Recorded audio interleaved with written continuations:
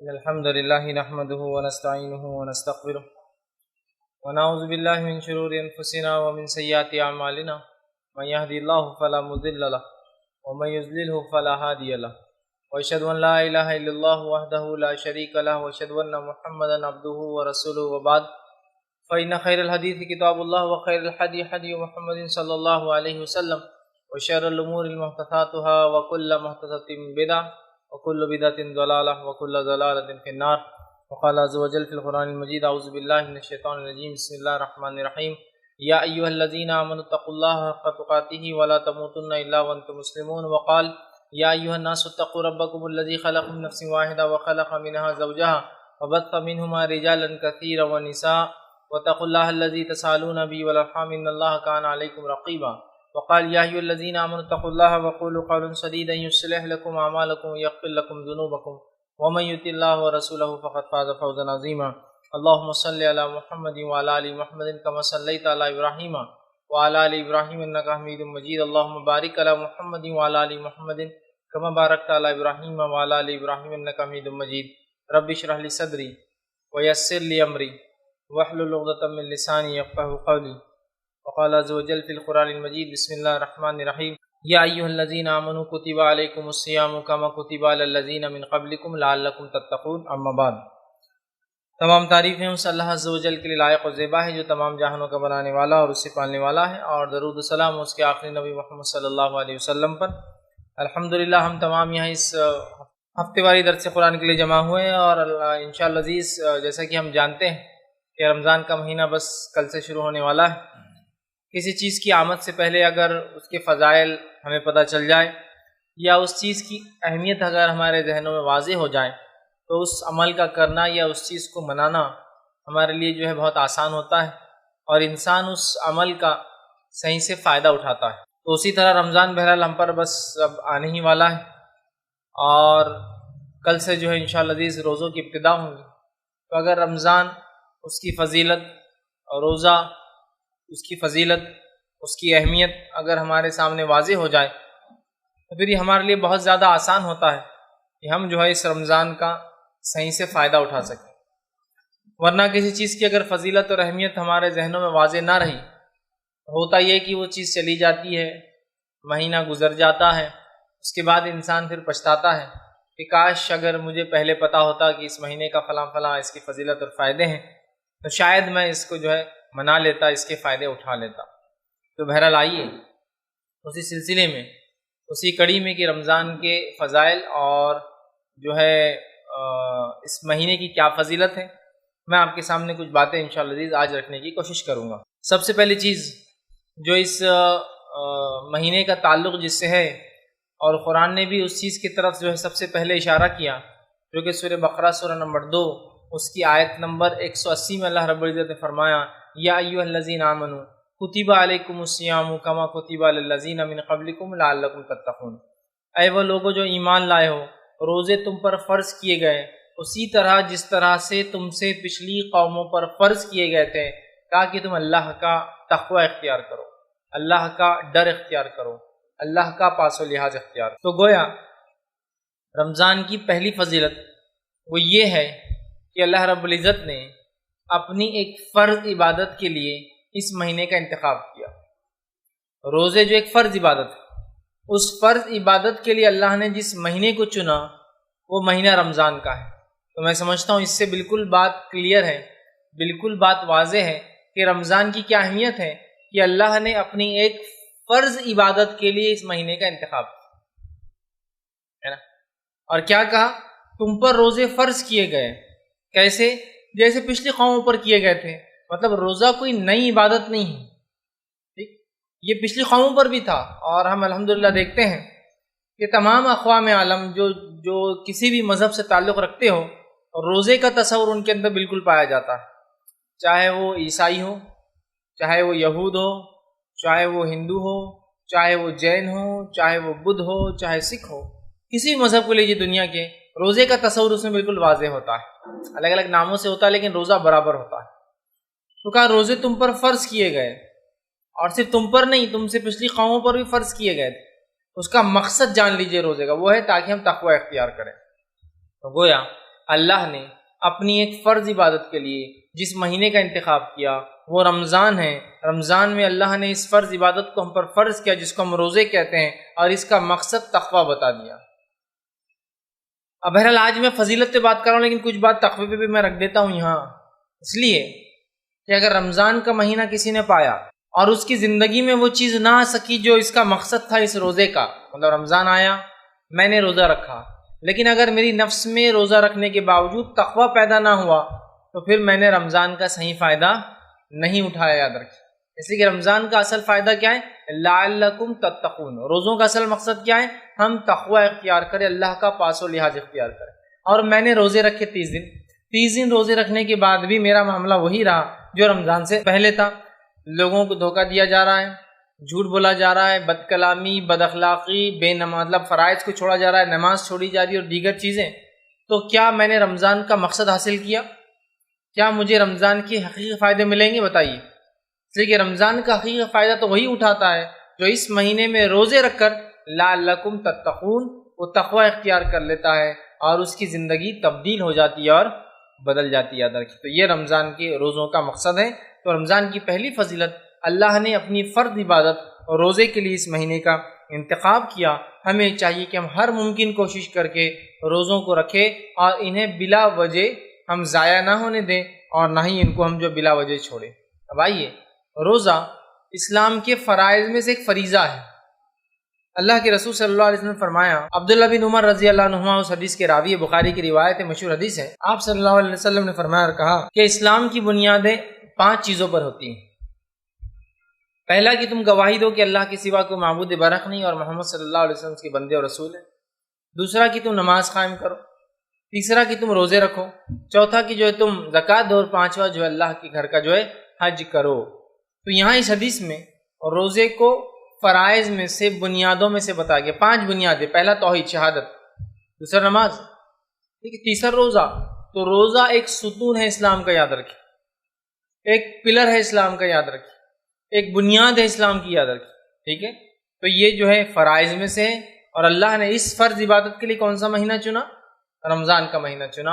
اس کا مقصد بتایا، ہم تقوی اختیار کر لیں، ہم نیک انسان بن جائیں، رب ہمارا جیسا چاہتا ہے ویسا اس سے ہم ڈرنے لگیں اور اس کی عبادت کریں۔ تیسری جو بات آتی ہے اس مہینے کے تعلق سے وہ یہ ہے، یہ روایت جو ہے بخاری کی، اور ابو ہریرہ رضی اللہ عنہ حدیث کے راوی فرماتے ہیں اور کہتے ہیں، نبی اکرم صلی اللہ علیہ وسلم کی خدمت میں ایک شخص حاضر ہوا، اور حاضر ہو کر اس نے کہا اور فرمایا، مجھے ایسا عمل بتائیے کہ جس کے کرنے سے میں جنت میں داخل ہو جاؤں۔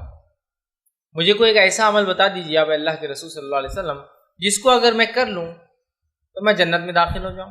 تو نبی اکرم صلی اللہ علیہ وسلم فرمایا اور کہا کہ اللہ تعالیٰ کی عبادت کر، اس کے ساتھ کسی کو شریک نہ کر، شہادت، توحید، کہ اللہ کی عبادت اس کے ساتھ کسی کو شریک نہ کر۔ دوسرا فرمایا اور کہا کہ فرض نماز قائم کر، پھر فرمایا اور اس کے بعد رمضان مبارک کے روزے رکھ، اور اس کے بعد فرمایا اس شخص نے کہا رمضان کے جو ہے روزے رکھ، یہ اللہ کے رسول صلی اللہ علیہ وسلم، اور فرمایا آگے زکوٰۃ ادا کر۔ جب یہ باتیں آپ نے فرما دی، 4 باتیں، تو شخص نے کہا اللہ کے رسول صلی اللہ علیہ وسلم، قسم اس ذات کی جس کے ہاتھ میں میری جان ہے، اللہ کی قسم، میں اس سے ایک کام بھی زیادہ یا ایک کام بھی کم نہیں کروں گا۔ مطلب میں اللہ کے ساتھ کسی کو شریک نہیں کروں گا، توحید پر رہوں گا، میں نماز قائم کروں گا، زکوٰۃ دوں گا اور روزے رکھوں گا۔ اور یہ کہہ کر وہ یہ وعدہ کر کے چلا گیا۔ نبی اکرم صلی اللہ علیہ وسلم حدیث میں آتا مسکرائے، مسکرا کر صحابہ سے کہا کیا تم میں کوئی شخص جنتی دیکھنا چاہتا ہے؟ تو صحابہ نے کہا ہاں ہم دیکھنا چاہتے ہیں۔ تو کہا دیکھو وہ شخص جو جا رہا ہے اس نے ابھی جو مجھ سے وعدہ کیا، اگر اس وعدے کو اس نے پورا کر لیا تو وہ جنت میں جائیں گا۔ کہ وہ شخص اس نے 4 وعدے کیے تھے، توحید پر رہیں گا، شرک نہیں کریں گا، نماز قائم کریں گا، زکوٰۃ دیں گا اور روزہ رکھیں گا، 4 وعدے کیے تھے۔ ابھی حج فرض نہیں ہوتا، یاد رکھیے، اس لیے 4 باتیں اس سے کہی تھی، اور آپ سے فرمایا اگر وہ 4 باتوں کو پورا کر لیتا ہے تو وہ کہاں جائیں گا؟ جنت میں۔ اور اس شخص نے آ کر سوال بھی کیا تھا، مجھے ایسا عمل بتائیے اس سے کرنے کی وجہ سے میں کہاں چلے جاؤں؟ جنت میں جاؤں۔ اور آپ نے اس میں کیا عمل بتایا؟ فرائض۔ تو اس سے پتہ چلتا ہے کوئی شخص فرائض کو ادا نہ کرے تو جنت کا مستحق بھی نہیں ہو سکتا۔ یہ بات میں اس لیے کہہ رہا ہوں کہ بہت سارے لوگ فرائض پہ جو عمل نہیں کرتے اور پتہ نہیں کیا کیا زندگی میں بھر لیا، اور یہ دعوے دار ہے کہ وہ جنت کے حقدار ہے۔ یہاں اس شخص نے پوچھا جنت میں داخل ہو جاؤں، آپ یہ نہیں کہا کہ تو نفل نمازیں پڑھ، کہا فرض نماز پڑھ، صدقات دے، زکوٰۃ دے، کا فرض جو ہوتا ہے، اسی طرح آپ نے نہیں کہا کہ نفلی روزے رکھ، فرض روزے رکھ رمضان کے، ہے نا، تو یہ چیزیں بتائی۔ اب یہاں معاملہ یہ کہ جنت کے دعوے دار اللہ کے ساتھ شرک کرتے ہیں، نماز چھوڑ بیٹھے ہیں، روزہ تو کبھی سوچی مت، اس لیے کہ اتنے کھانے لگتے ہیں کھانے کو کہ جس کی کوئی انتہا نہیں ہے۔ اتنے لوگ دیکھیے اب جنت کے دعوے دار ہیں، ان کے تعلق سے آپ دیکھیے کتنے دنیا پرست ہوتے ہیں اور کھانے پینے میں لگے ہوتے ہیں، اور زکوٰۃ دینا دور کی بات، آپ کے مال پہ ان کی نظر ہوتی، یہاں تو اس کو دینے کا حکم دیا، اور کہا اگر وہ شخص جس نے جو اگر یہ 4 چیزوں کا وعدہ کیا اگر پورا کر لیتا ہے تو انشاءاللہ وہ شخص جو جنتی ہے۔ صحابہ سے کہا جنتی دیکھنا چاہتے ہو تو اس کو دیکھ لو، جو وعدہ کیا پورا کر دے تو جنت میں جائے۔ سمجھ رہے ہیں ہم بات کو؟ کتنی اہم چیزیں فرض عبادتیں، اور فرض عبادتوں سے زیادہ جو ہے اللہ سے قریب کرنے والی کوئی چیز نہیں ہو سکتی، یاد رکھیں۔ بہت سے لوگ فرض عبادتیں نہیں کرتے اور اللہ سے قریب ہونے کے دعوے دار، یہ ہو ہی نہیں سکتا۔ اب آئیے اس مہینے کی یہ فضیلت کہ اللہ نے اس کو روزوں کے لیے چنا، روزوں کا مقصد تقویٰ ہے، روزہ اسلام کی بنیاد ہے، روزے دار انسان اور اس کے ساتھ اور فرائض کا اہتمام کرنے والا انسان جنت میں جائیں گا۔ اس کی دوسری فضیلت جو بڑی اہم فضیلت ہے وہ یہ ہے کہ اللہ رب العزت نے اس مہینے کو اپنے ایک فرض عبادت روزوں کے لیے چنا، اسی طرح اس مہینے کو اپنی آخری کتاب کے نزول کے لیے بھی چنا۔ اور اللہ رب العزت قرآن میں فرماتا ہے سورۃ البقرہ سورہ نمبر 2 آیت نمبر 185 میں، شہر رمضان الذی انزل فیہ القرآن ھدی للناس بینات من الھدی والفرقان۔ رمضان وہ مہینہ ہے جس میں قرآن کا نزول ہوا انسانیت کی ہدایت کے لیے، ھدی للناس وبینات من الھدی والفرقان، اور ایک کتاب کو فرق کرنے والی کتاب بنایا ہے، ٹھیک۔ والفرقان کہا، فرق کرنے کا معنی ہوتا ہے، فرقان کا معنی ہوتا ہے حق کو باطل سے الگ کرنے والا، سچ کو جھوٹ سے الگ کرنے والا، صحیح کو غلط سے الگ کرنے والا، اچھے کو برے سے الگ کرنے والا۔ تو اس قرآن کو اللہ نے فرقان کہا، ٹھیک۔ تو اس مہینے میں اللہ نے اپنی آخری کتاب کے نزول کے لیے اس مہینے کو انتخاب کیا، سلیکٹ کیا کہ آخری کتاب اس مہینے میں نازل کی جائیں گی۔ تو میں سمجھتا ہوں کچھ نہ کچھ تو امپورٹنس اس سے بات بالکل ظاہر ہوتا ہے، اس لیے کہ دنیا میں بھی کوئی کام ہم بغیر کسی ریلیونس، بغیر کسی وجوہات کے نہیں کرتے ہیں نا۔ مثال کے طور پر اسکول کھلنے والے ہیں، تو اسکول کھلنے والے تو اس سے پہلے آپ اندازہ ہو جائیں گا کہ کتابیں جہاں ملتی ہیں وہاں رش بڑھ جاتا ہے، اسکول کے ڈریس جہاں ملتے ہیں وہاں رش بڑھ جاتا ہے، تو وہ رش سے اندازہ ہو جاتا ہے کچھ نہ کچھ اس مہینے میں ہے، تبھی لوگ یہاں آ رہے ہیں اسکول کھلنے والے۔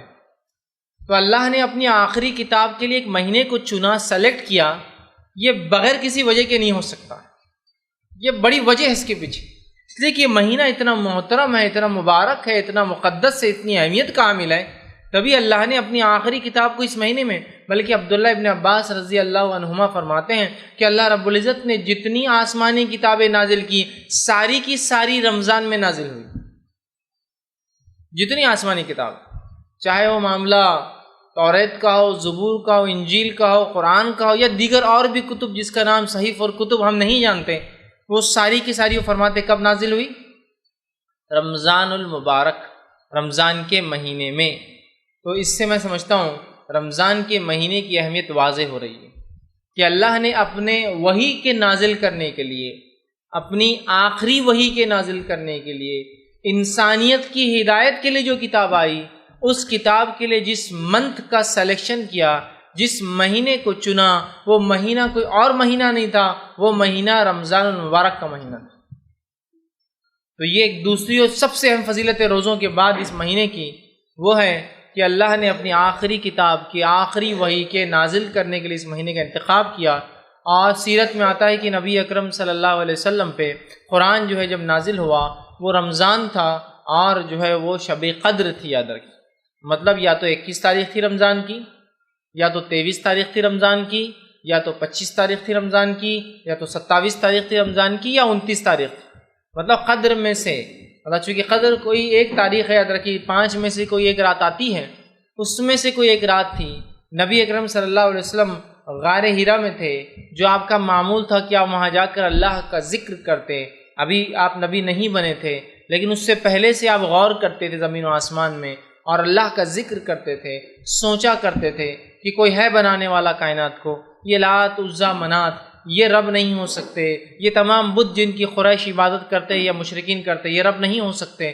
تو آپ غور و فکر کرتے، اور 7 دن کبھی جاتے اور غور و فکر کرتے، سوچا کرتے تھے، 7 دن توشہ لے جاتے تھے اور 7 دن پورا ادھر ہی رہتے تھے، یہ آپ کا معمول تھا اور آپ کا ہمیشہ کا کام تھا۔ تب آپ کو وحی ملی اور ایک رات آپ کے پاس جبرائیل علیہ السلام آئے اور وہ رات تھی قدر کی رات، رمضان کا مہینہ، اور آپ کو قرآن کی پہلی وحی آپ نے دی، اقرأ بسم ربک الذی خلق، سورہ علق سورہ نمبر 96 آیت نمبر 1 سے لے کر 5 نازل ہوئی کہ پڑھ اپنے رب کے نام سے جس نے پیدا کیا۔ اور نبی اکرم صلی اللہ علیہ وسلم نے اس کو پڑھا، اس کو یاد رکھا، اور پھر آپ گھبرا گئے، پورا واقعہ آپ جانتے ہیں۔ تو اللہ نے اپنی آخری وحی کے انتخاب کے لیے اس مہینے کو نازل کیا۔ اسی لیے علماء لکھتے ہیں شہر رمضان شہر القرآن، رمضان کا مہینہ قرآن کا مہینہ۔ اب جس کتاب کو اس میں نازل کیا گیا اس مہینے سے تو اس کتاب کا گہرا تعلق ہوگا نا، ظاہر سی باتیں ہوں گا ہی، کہ تو اللہ کوئی بھی چیز آؤٹ آف پلان نہیں کرتا ہے، اللہ ہر چیز پلاننگ کے ساتھ کرتا ہے نا، تو کچھ نہ کچھ تو اس کا منصوبہ ہوگا کہ اس مہینے میں کتاب دی۔ اور نبی اکرم صلی اللہ علیہ وسلم کی زندگی بتاتی ہے کہ آپ ہر سال رمضان کے مہینے میں جتنا قرآن آپ پر نازل ہوتا پورا کا پورا قرآن جبرائیل علیہ السلام سے سنتے اور واپس ان کو سناتے۔ اور جس سال آپ کی وفات ہوئی، انتقال کر گئے، اس سال آپ نے جبرائیل علیہ السلام سے 2 بار قرآن سنا اور 2 بار ان کو سنایا، پورا قرآن جتنا اترا تھا 2 ٹائمز، 2 بار سنا اور 2 بار واپس جواب دیا۔ سمجھ رہے ہیں؟ اور آپ صلی اللہ علیہ وسلم کی سنت تھی کہ آپ ہر رمضان ایک قرآن ختم کرتے تھے۔ آپ ہر رمضان مطلب جتنا قرآن آتا تھا اتنے پورے کو ایک بار ختم کرتے تھے قیام کے ذریعے، مطلب نماز کے ذریعے۔ تو ہم بھی کیا کریں گے؟ اب رمضان کا مہینہ آ رہا ہے، ہم بھی کوشش کریں گے جس مہینے میں جو کتاب اتری اس کا اس مہینے میں کم از کم حق ادا کیا جائے۔ اور جب ایک مہینے تک حق ادا کیا جائے گا تو انشاءاللہ آدمی روٹین میں آ جاتا ہے۔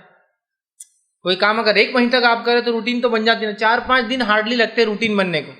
جو لوگ جاب سے نئے نئے لگے ہوں گے ان کو اس کا اندازہ ہو جاتا ہے، نئے 2 سے 4 دن روٹین ہوتا ہے، اس کے بعد مطلب تھوڑا تکلیف ہوتی ہے، اس کے بعد آدمی روٹین میں لگ جاتا ہے، بالکل نارمل ہو جاتا ہے۔ 1 مہینہ روٹین بنا لیجیے اس کو، اب اس کتاب کو، اور ایک قرآن ختم کرنے کی کوشش کرے۔ قرآن کو جو ہے 30 پاروں میں تقسیم کیا جاتا ہے اس سہولت کے لیے کہ 30 پارے 30 دن ہوتے ہیں، ہے نا؟ تو اب وہ کبھی کبھار چاند آگے پیچھے ہوتا ہے، 29 اور 30واں ہوتا ہے، تو لہٰذا ایڈوانس میں چلتے رہے، 1 پارا اور کچھ رکوع چلتے رہے، 1 پارا اور کچھ رکوع، تو انشاءاللہ عزیز جو ہے آپ مطلب 1 پارے میں عموماً 22 سے 28 27 اس قسم کے رکوع ہوتے ہیں، تو آپ ہر بار جو ہے 35 رکوع مان لیں کہ 35 رکوع کم از کم پڑھیں گے، تو ایسے چلتے رہے تو انشاءاللہ عزیز آپ دیکھیے ایک قرآن ختم ہو جاتا ہے رمضان کے اندر۔ اور یہ سنت بھی کہ آپ صلی اللہ علیہ وسلم ہر رمضان ایک قرآن ختم کرتے تھے، اور جبرائیل علیہ السلام کو جتنا قرآن نازل ہوا ہوتا وہ پورا قرآن سناتے، اور جبرائیل علیہ السلام پھر آپ کو بھی سناتے، مطلب دونوں ایک دوسرے کو سنایا کرتے تھے، ہے نا؟ تو اس سے بھی پتہ چلتا ہے اس مہینے کا بڑا گہرا تعلق قرآن سے ہے۔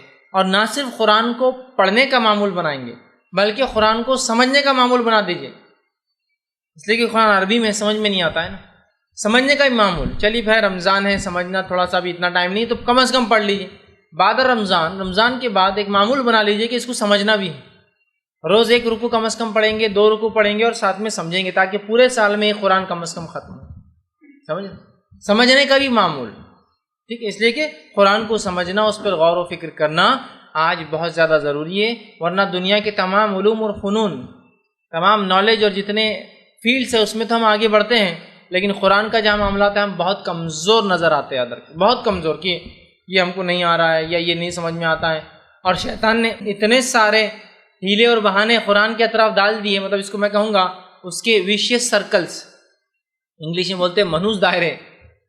مطلب شیطان کیا کرتا ہے، ویشیس سرکلز، ایک انسان کے اطراف دائرے ڈال دیتا ہے تاکہ ایک دائرے سے نکلے تو اگلا رنگ پھینکتا ہے، اگلا دائرہ، اگلے سے نکلے تو تیسرا ڈالتا ہے، تیسرے سے نکلا چوتھا۔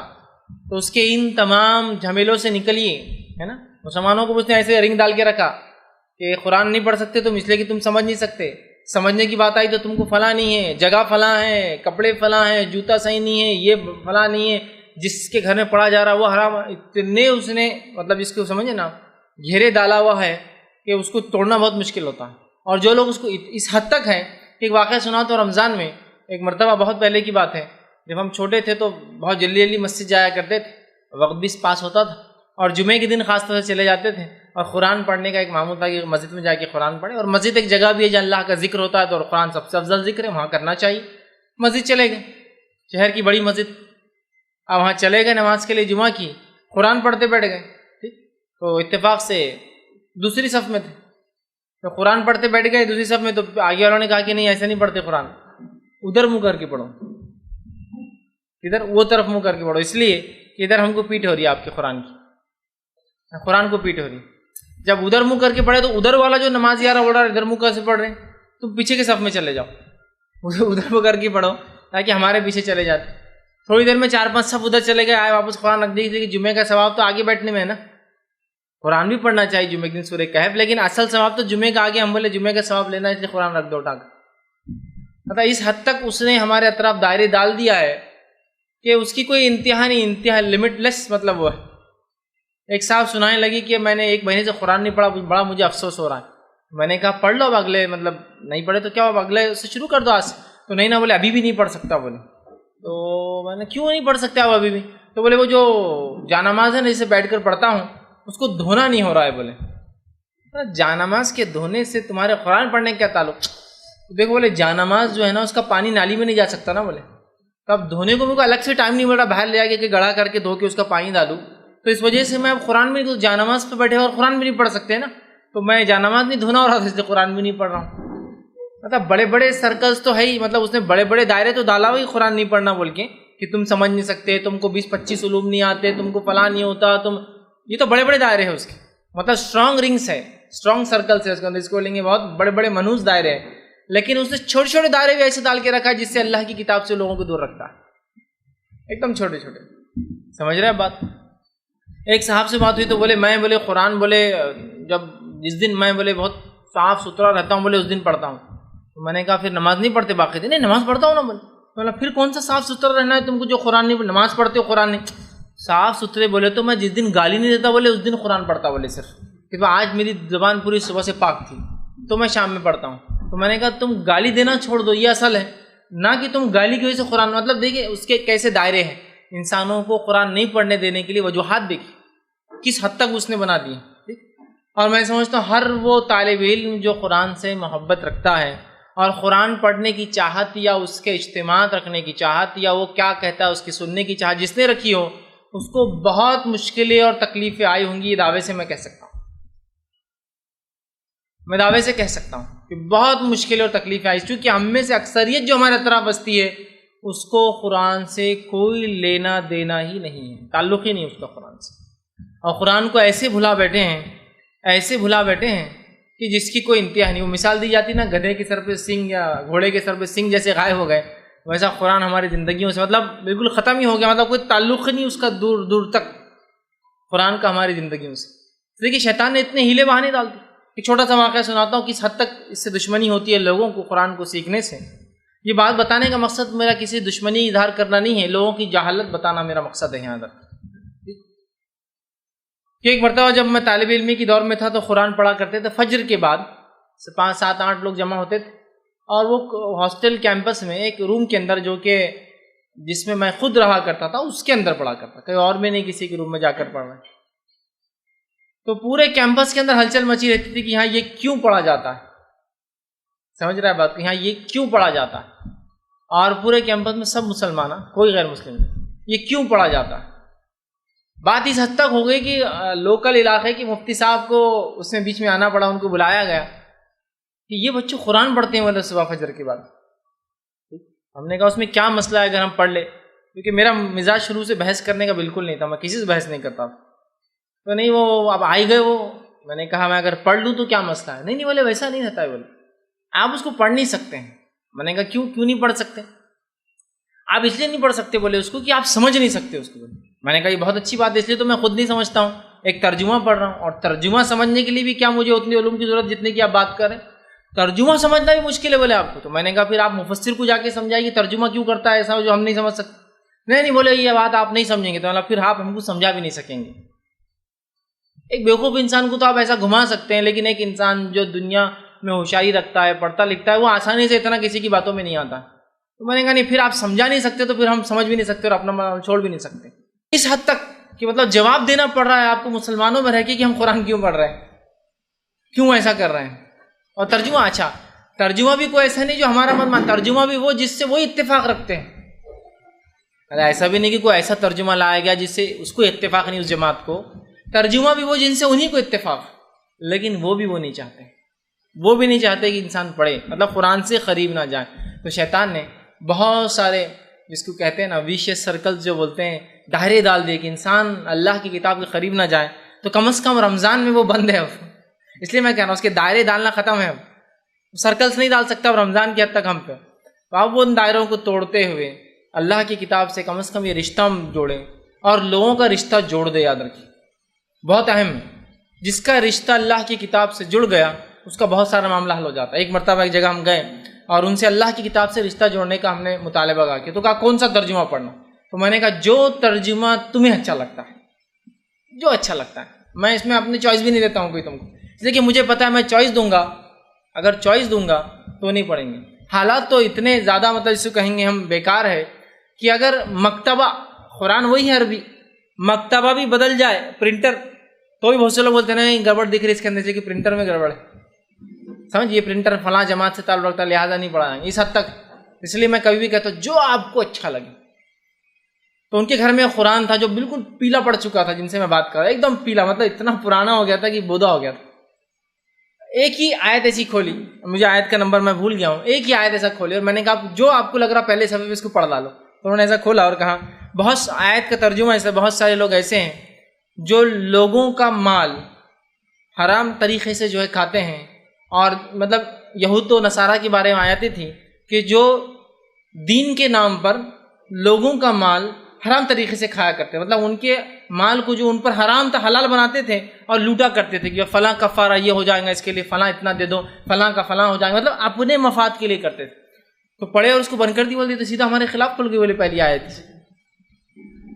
مطلب وہ ایسا کہنے لگے مزاحتاً کہ میں نے پہلی آیت کھولی اور ایسا لگ رہا ہے کہ ہمارے پیر کے خلاف ہی آیت آپ نے کھول دی، مطلب میں نے نہیں، ترجمہ بھی آپ کا ہی ہے اور جس مفسر کو آپ پسند کرتے آپ نے کھولا تھا، میں نے تھوڑی کھول کے آپ کو خط بتایا، مطلب ایک آیت کھولی اور اتفاق سے تو بڑے وہ ہو گئے، کہا اگر ایک آیت میں یہ بات آ گئی سامنے تو میں نے کہا بھی پورا قرآن باقی ہے، تو کہا یار بہت اچھی اچھی باتیں آئیں گی اس کی بات، تو میں نے کہا پڑھنے کی ضرورت ہے، لیکن بہرحال میں بہت دنوں تک ان کے پیچھے لگا رہا اور قرآن کبھی نہیں پڑھا، لیکن تو اس حد تک شیطان نے ہم کو اللہ کے کلام سے دور کر دیا ہے۔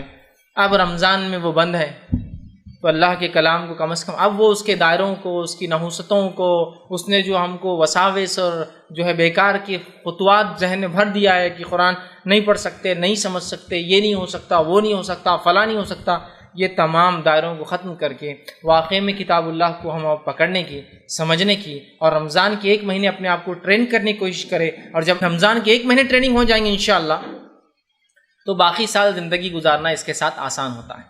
لیکن اگر اس مہینے بھی اگر ہم ٹریننگ حاصل نہ کر سکے، قرآن کو سمجھ نہ سکے، نہ پڑھ سکے، تو بہت جو ہے معاملہ بگڑ سکتا ہے۔ اور یاد رکھیے اب صرف اپنے حد تک سمجھنا اور پڑھنا نہیں ہے، اس کے پیغام کو رمضان ایک سب سے بہترین موقع ہوتا ہے جب آپ غیر مسلموں تک بھی اس کے پیغام کو فوراً عام کر سکتے ہیں، چونکہ یہ ایک موقع محل ہوتا ہے، رمضان کا مہینہ ہے، افطار میں بلائیے، قرآن سنائیے ان کو، جو ہے افطار کے علاوہ جو ہے رکھیے وہ پروگرام سے اور اس میں بلائیے، عید کے بعد جو ہے ان کو دعوتیں دیجیے اپنے گھر پہ کہ عید کی خوشی آئیے، اور اسی بہانے اللہ کے کلام کو جو آیت نازل ہوئی ہدی للناس ہے نا، شہر رمضان الذی انزل فیہ القرآن ہدی للناس، رمضان و مہینہ تھا اس میں قرآن نازل ہوا انسانیت کی ہدایت کے لیے۔ تو اس کتاب کو ہم اپنی ہدایت کا ذریعہ بنا لیں اور اس کو سمجھنا ہم اپنے نفس کے لیے لازم کر لیں، اور اس کو سمجھنے، سمجھانے اور سیکھنے سکھانے میں اپنے زندگی کو ہم کھپا دیں، یہ بڑی اہم بات ہے۔ ورنہ لوگوں نے اللہ کی کتاب کو چھوڑ کر دیگر کتابوں سے ایسی محبت کی اور اتنا سیکھتے اور سکھاتے ہیں کہ بہت سارے لوگ، افسوس کے ساتھ کہہ رہا ہوں کیونکہ وہ کوئی اللہ کی کتاب نہیں جس کے ساتھ ہم وہ محبت اور وہ الفت کا معاملہ رکھیں، بہت سارے لوگ اس کتاب کے حافظ ہے اللہ کی کتاب کا جن کو ایک حصہ بھی نہیں آئیں گے اگر آپ پوچھیں گے تو، لیکن برابر وہاں غلطیوں کی تو آنکھ بند کر کے بولیں یہاں یہ غلطی ہو رہی ہے۔ اس حد تک انہوں نے جو کچھ کتابوں کو پڑھ لیا اور اس کو اپنے زندگی کا معمول بنا لیا، اور اللہ کی کتاب کو اس حد تک چھوڑ دیا کہ اللہ کی کتاب پلے بھی نہیں پڑتی ہے، سمجھ میں نہیں آتی ہے، اور جب اس سے وہ لگاؤ نہیں ہوتا ہے نا تو ان کو مزہ بھی نہیں آتا ہے اس کو۔ اللہ کی کتاب چھوڑ کر آپ بلائی یہ پڑھنا ہے تو 2 گھنٹے بیٹھ کر سنیں گے، لیکن اللہ کی کتاب پڑھنے کا معاملہ آیا تو ایک آیت بھی ایسا لگتا ہے کاٹے چبارے، یا جو ہے ان کو کیلوں پر بٹھا دیا گیا ہے کہ وہ برداشت کے باہر رہتی، یہ ہر چیز اپنے خلاف نظر آتی ہے، ان کو اپنے خلاف نظر آتی ہے کہ مفسر ان کے خلاف ہی بات کر رہا، اس حد تک معاملہ ہو چکا ہے۔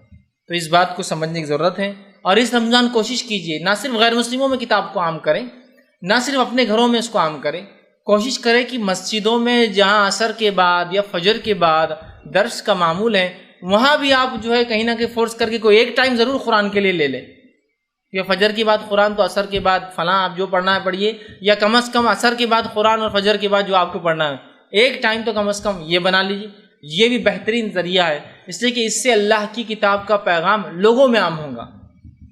یہ تو بہت سارے لوگ ہیں جنہوں نے اس کے علاوہ قرآن کبھی نہیں سنا ہوگا، کبھی تو بھی مسجد میں بیٹھ گئے اور عصر کے بعد کوئی امام صاحب پڑھ رہے تھے، اس کے علاوہ کبھی قرآن نہیں سنا ہے اندر کی، تو یہ بھی بہترین موقع ہے نا۔ تو ایسا کچھ کیجئے کہ مسجد کمیٹی میں جا کر اپنا اثر رسوخ ڈال کر، اور اللہ کی کتاب سے کس کو انحراف، اور جو ترجمہ وہ بہتر سمجھتے، میں اس کا بھی قائل نہیں ہوں کہ ہم فلاں ترجمہ ہی پڑھوائے، سمجھا، ان کو جو بہتر لگتا ہے وہ پڑھائی کے بعد تم کو کون سا اچھا لگتا ہے، تو مفتی شفیع صاحب کا تو لیٹ اٹ بی، یہ پڑھو لیکن شروع کرو، سٹارٹ ہونا ہے، سمجھ رہے، شروعات ہونا ہے کسی چیز کی، پھر دیکھیے انسان جب لگ جاتا ہے تو ماشاءاللہ پھر بہت ساری تبدیلی آتی ہے۔ میں نے دیکھا ایک مسجد میں یہ حال تھا کہ وہ اللہ کی کتاب کو چھوڑ کے دوسری کتاب خوب پڑھتے تھے، وہاں جدوجہد کی گئی، میں نے بھی کوشش کی کہ یہاں قرآن شروع ہو جائے، اور الحمدللہ اس مسجد میں قرآن شروع ہو گیا۔ مسئلہ یہ ہوا کہ اب کون سا پڑھا جائے، میں نے اپنی طرف سے ہی کہا کہ بھائی فلاں آپ کتاب پڑھ لیں، تو مجھے پتا دوسرا قرآن وہ پڑھنے والے نہیں، وہی قرآن ان کو پسند آئیں گے۔ میں نے کہا آپ جو ہے مفتی شفیع صاحب کا جو ہے یہ قرآن ہی پڑھ لیجیے، چلیے پاکستان سے جو انہوں نے ترجمہ کیا، بہرحال میں نے کہا آپ جو ہے یہی قرآن پڑھ لیجیے، کوئی مسئلہ نہیں۔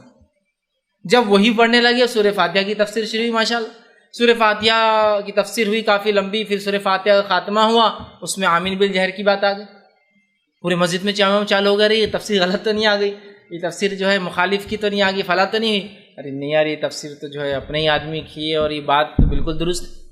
ڈسکشن پھر لوگوں میں ہونے لگا، بوڑھے لوگ ڈسکس کر رہے، پریشان نظر آ رہے کہ اب تک تو بچوں کو اپن غلط بولتے ہیں، اس کا مطلب سمجھ دیکھ رہے آپ، ذہن کھل رہا ہے، لوگوں کا ذہن کھل رہا ہے، کیونکہ اللہ کی کتاب کے ساتھ کتنا کوئی توڑ موڑ کرے گا، نہیں کر سکتا ہے، حقیقت سامنے آتی ہے۔ علامہ ابن تیمیہ رحمہ اللہ فرماتے ہیں کہ اللہ کی کتاب کی خصوصیت یہ ہے کہ اگر کوئی آدمی ایک آیت کی غلط تفسیر کرے تو دوسری آیت اس کو فوراً کاٹ دیتی آ کر، وہ ہو ہی نہیں سکتا، ہو کتنی کرے گا کر کے وہ غلطیاں، اس کو صحیح پر آنا ہی پڑتا ہے۔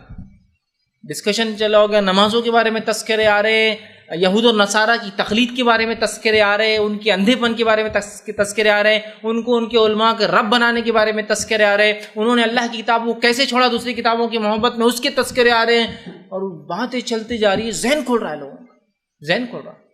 یہ سب سے اصل چیز ہے، ذہن میں شیطان نے جو گرہ لگا دی ہے نا، ان گراہوں کو کھولنا ہے، اور وہ صرف اللہ کی کتاب کھول سکتی ہے، نہ میری تقریر، نہ آپ کی تقریر، نہ کسی علامہ کی تقریر وہ کام کر سکتا، اللہ کا کلام جو کام کر سکتا ہے وہ کوئی نہیں کر سکتا۔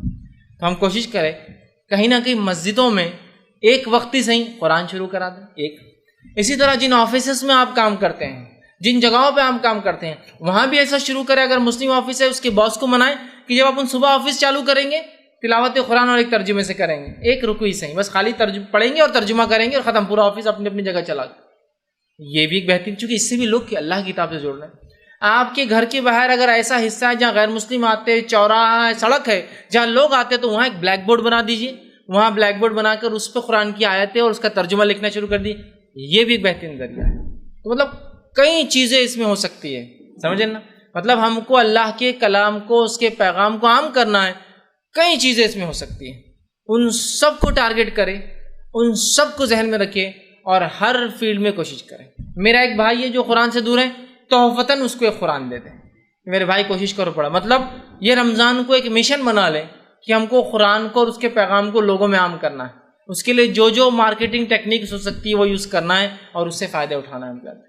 یہ بڑی اہم باتیں آتی ہیں۔ آپ کے پاس مسجد ہے، مسجد کے باہر بلیک بورڈ ہے، بلیک بورڈ خالی رہتا ہے، کون سا ایسا انسان ہے یا امام ہے مسجد کا یا کمیٹی جو بولیں گے اس میں قرآن کا ترجمہ نہیں لکھنا چاہیے، خالی پڑا رہتا ہے، اعلان ویلان کبھی کبھار آتا ہے، روز ایک ترجمہ، غیر مسلم آتے جاتے ہیں اس کو مراٹھی میں بھی ترجمہ لکھ دیجیے۔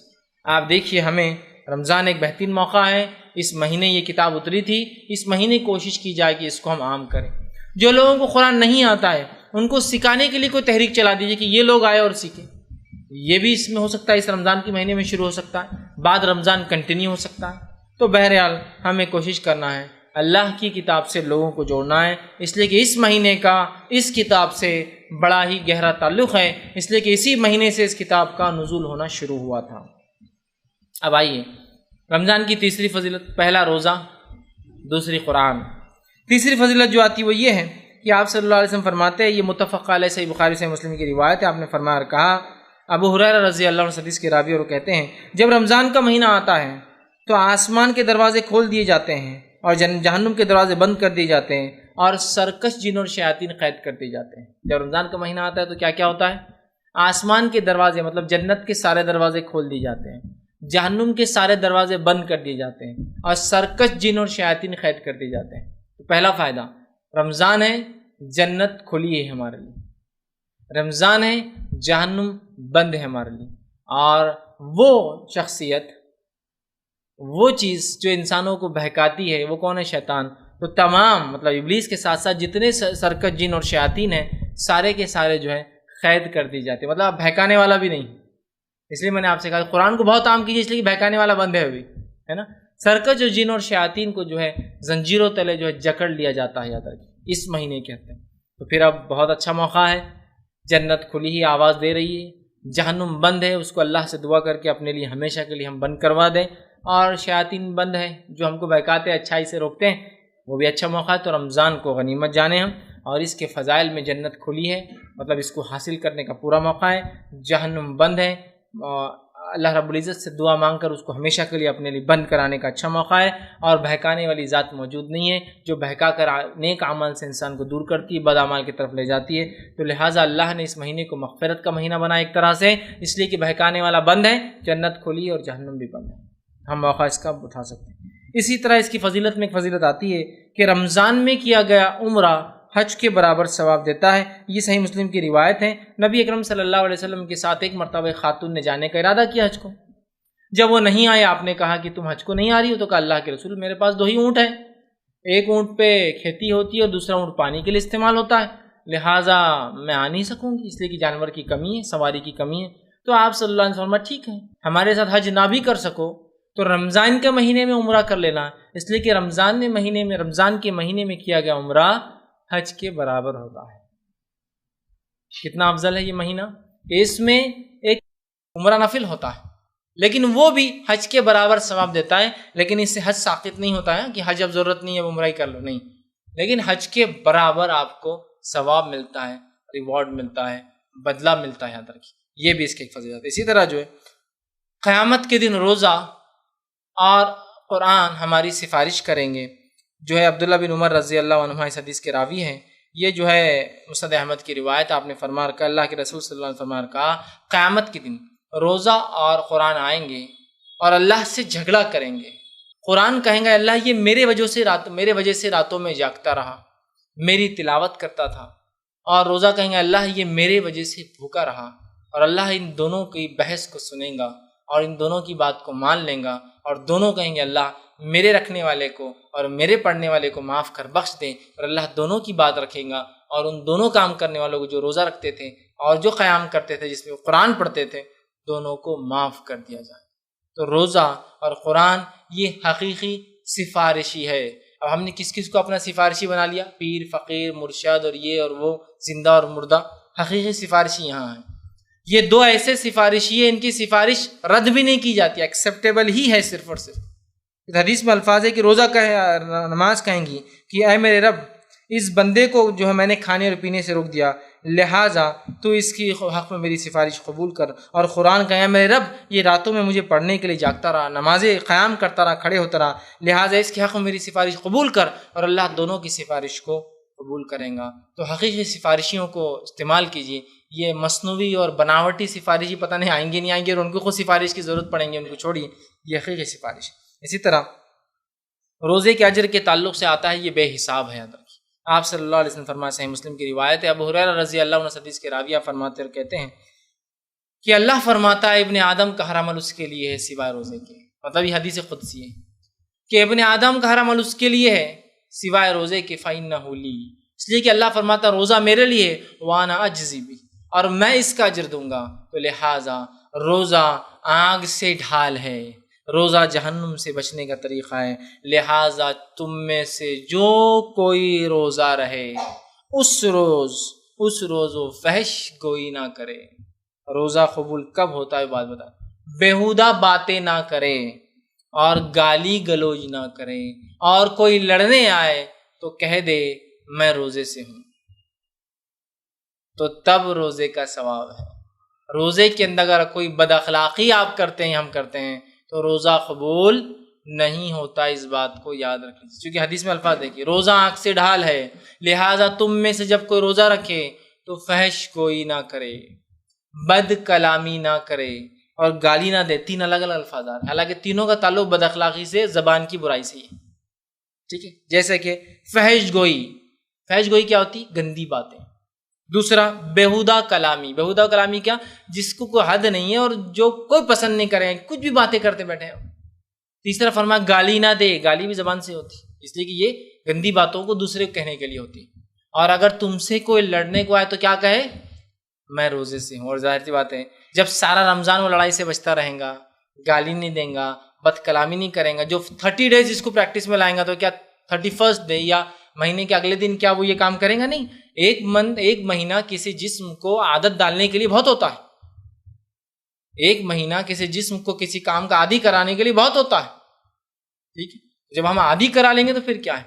تو روزہ جس کو قبول کرانا ہے، گندی باتیں چھوڑ دے، بیہودہ باتیں چھوڑ دے، بد کلامی چھوڑ دے، گالی گلوچ چھوڑ دے، اور لڑائی چھوڑ دے۔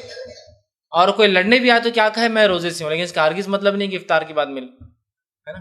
ابھی روزے سے ہوں میں، افطار کے بعد مل، نہیں، معنی یہ ہے کہ روزے سے جب آپ دن بھر نہیں لڑ رہے، شام میں بھی نہیں لڑیں گے، ظاہر سی بات ہے پھر نمازیں ہیں، یہ ہے نا، عادت ہو جائیں گی جب انسان کو، تو پھر وہ لڑائی جھگڑے سے اور برائی سے بچیں گا۔ ورنہ بہت سارے لوگ اتنی بد کلامی کرتے ہیں روزہ اور غیر روزے میں، کسی کو انتہا نہیں۔ اسی طرح روزے دار کی اہمیت، مطلب روزے کی اہمیت اس سے پتہ چلتی ہے کہ آپ صلی اللہ علیہ وسلم فرمایا، سہل بن سعد رضی اللہ عنہ حدیث کے راوی ہے، متفق علیہ، صحیح بخاری مسلم کی روایت، آپ نے فرمایا کہ روزداروں کے لیے جنت میں خاص دروازہ ہے جس کو باب الریان کہا جاتا ہے۔ وہ ایسا دروازہ جس میں سے صرف اور صرف روزے دار داخل۔ بہت ساری عبادتوں کے لیے اللہ نے الگ الگ دروازے، جنت کو 8 دروازے ہیں، تو الگ الگ عبادتیں کرنے والے الگ الگ دروازوں سے داخل ہوں گے۔ تو روزے دار کس دروازے سے داخل ہوں گا؟ باب الریان سے، مطلب جو روزہ رکھتے تھے ان کے استقبال کیا جائیں گا، اور اس دروازے سے داخل ہونے والے کے بارے میں سب کو علم ہوگا کہ یہ انسان روزے دار تھا، ہے نا؟ اور ہمارے گھروں کے اندر جدید جو گھر بنتے ہیں، بڑے بڑے گھر بنتے ہیں، اس میں بھی الگ الگ دروازے ہوتے ہیں جس کو الگ الگ نام دیے جاتے ہیں، اور ان سے الگ الگ شخصیات گزرتی ہیں۔ مہمانوں کا ایک دروازہ ہوتا ہے مردانے کا، جو کبھی کبھار کھلتا ہے، خاص لوگ آئے تو، ہے نا؟ ایک عام دروازہ جس سے آپ روز آتے اور جاتے ہوں گے۔ ایک دروازہ بیک ڈور ہوتا ہے، کچن ڈور ہوتا ہے، جیسے سرونٹس کام والے آتے اور جاتے ہیں۔ الگ الگ دروازوں کی الگ الگ اہمیتیں ہوتی ہیں، اور ہر دروازے سے آنے اور جانے والے کو الگ انداز سے دیکھا جاتا ہے۔ تو باب الریان سے ایک جنت میں جو ہے روزے دار داخل ہوں گے، یہ اس کی اہمیت ہے۔ اسی طرح جو ہے رمضان کا پورا مہینہ اللہ تعالیٰ لوگوں کو جہنم سے نجات دیتا ہے اور جنت میں داخلہ دیتا ہے۔ ابو ہریرہ اس حدیث کے راوی ہے، یہ ابن ماجہ کی روایت، آپ نے فرمایا، کہا کہ اللہ تعالیٰ جو ہے، اللہ کے رسول نے فرمایا، رمضان کی پہلی رات آتے ہی سرکت، جن اور شیاطین قید کر دیے جاتے ہیں، ٹھیک؟ اور پھر فرمایا جہنم کے سارے دروازے بند کر دیے جاتے ہیں، اور فرمایا ایک بھی کھلا نہیں چھوڑا جاتا۔ جنت کے سارے دروازے کھول دیے جاتے ہیں، ان میں سے ایک بھی بند نہیں رکھا جاتا، اور ایک منادی دینے والا فرشتہ اعلان کرتا ہے اور کہتا ہے، اے بھلائی کے چاہنے والے آگے بڑھ، اور کہتا ہے اے شر کے چاہنے والے رک جا۔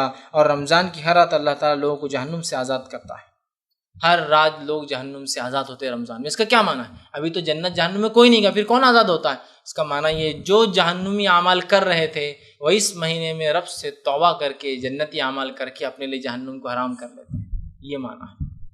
تو جہنم سے آزاد مطلب لوگ اپنے تائب ہو رہے ہیں، توبہ کر رہے ہیں، اور اس مہینے کے فضل سے اللہ رب العزت ان کو بخش رہا ہے اور معاف کر رہا ہے۔ تو یہ بھی ایک فضیلت ہے۔ ہم کوشش کریں اپنے رب کو اس مہینے خوب راضی کریں، تاکہ جو ہے ہم جو ہے رمضان کے صحیح فائدہ اٹھا لیں، اور آخرت میں جو ہے جہنم کے عذاب سے ہم جو ہے بچ جائیں۔ اسی طرح جو ہے رمضان میں ہر روز افطار کے وقت اللہ لوگوں کو جہنم سے آزاد کرتا ہے۔ آپ صلی اللہ علیہ وسلم فرماتے ہیں، حضرت جابر رضی اللہ عنہ حدیث کے راوی ہے، سنن ابن ماجہ کی روایت، آپ نے فرمایا، کہا کہ اللہ کے رسول صلی اللہ علیہ وسلم فرماتے ہیں اور کہتے ہیں، اللہ تعالیٰ ہر روز افطار کے وقت لوگوں کو جہنم سے آزاد کرتا ہے۔ ڈیلی افطار کا مطلب لوگ روزہ رکھتے ہیں، روزے میں ایسے اعمال کرتے ہیں، ان کے رب سے دعائیں مانگتے ہیں، ان کا رب انہیں روزے میں افطار سے پہلے معاف کر دیتا ہے۔ مطلب روزہ کھولنے سے پہلے افطار کے وقت ان کو جہنم سے آزاد کر دیتا. ابھی جہنم میں کوئی گیا نہیں ہے، لیکن یہ لوگ جو جہنمی اعمال والے تھے اپنے رب سے توبہ کر کے جنتی اعمال کر لیتے اس مہینے میں اور افطار تک اپنی مغفرت کروا لیتے. یہ معنی ہے یاد رکھیے. ٹھیک ہے، ہم اس رمضان کو واقعی میں اپنی مغفرت کا ایک زبردست ذریعہ جو ہے بنا لیں.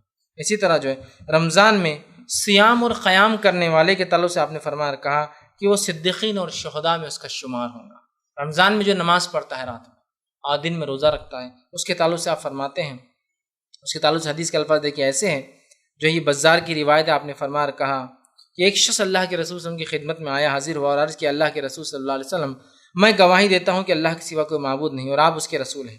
5 نمازیں پڑھوں اور زکوٰۃ دوں اور رمضان میں سیام اور قیام کروں. دیکھیے خاص الفاظ، سیام اور قیام کروں تو میرا شمار کن لوگوں میں ہوگا؟ اگر میں آپ کی گواہی دوں کہ آپ نبی ہیں، رب کو ایک مان لو، آپ کو نبی مان لو، نماز پڑھو، زکوٰۃ دو، رمضان میں سیام اور قیام کرو تو میرا شمار کن میں ہوگا؟ تو آپ نے فرمایا تیرا شمار صدیقین اور شہداء میں ہوگا اگر تو یہ کام کرے.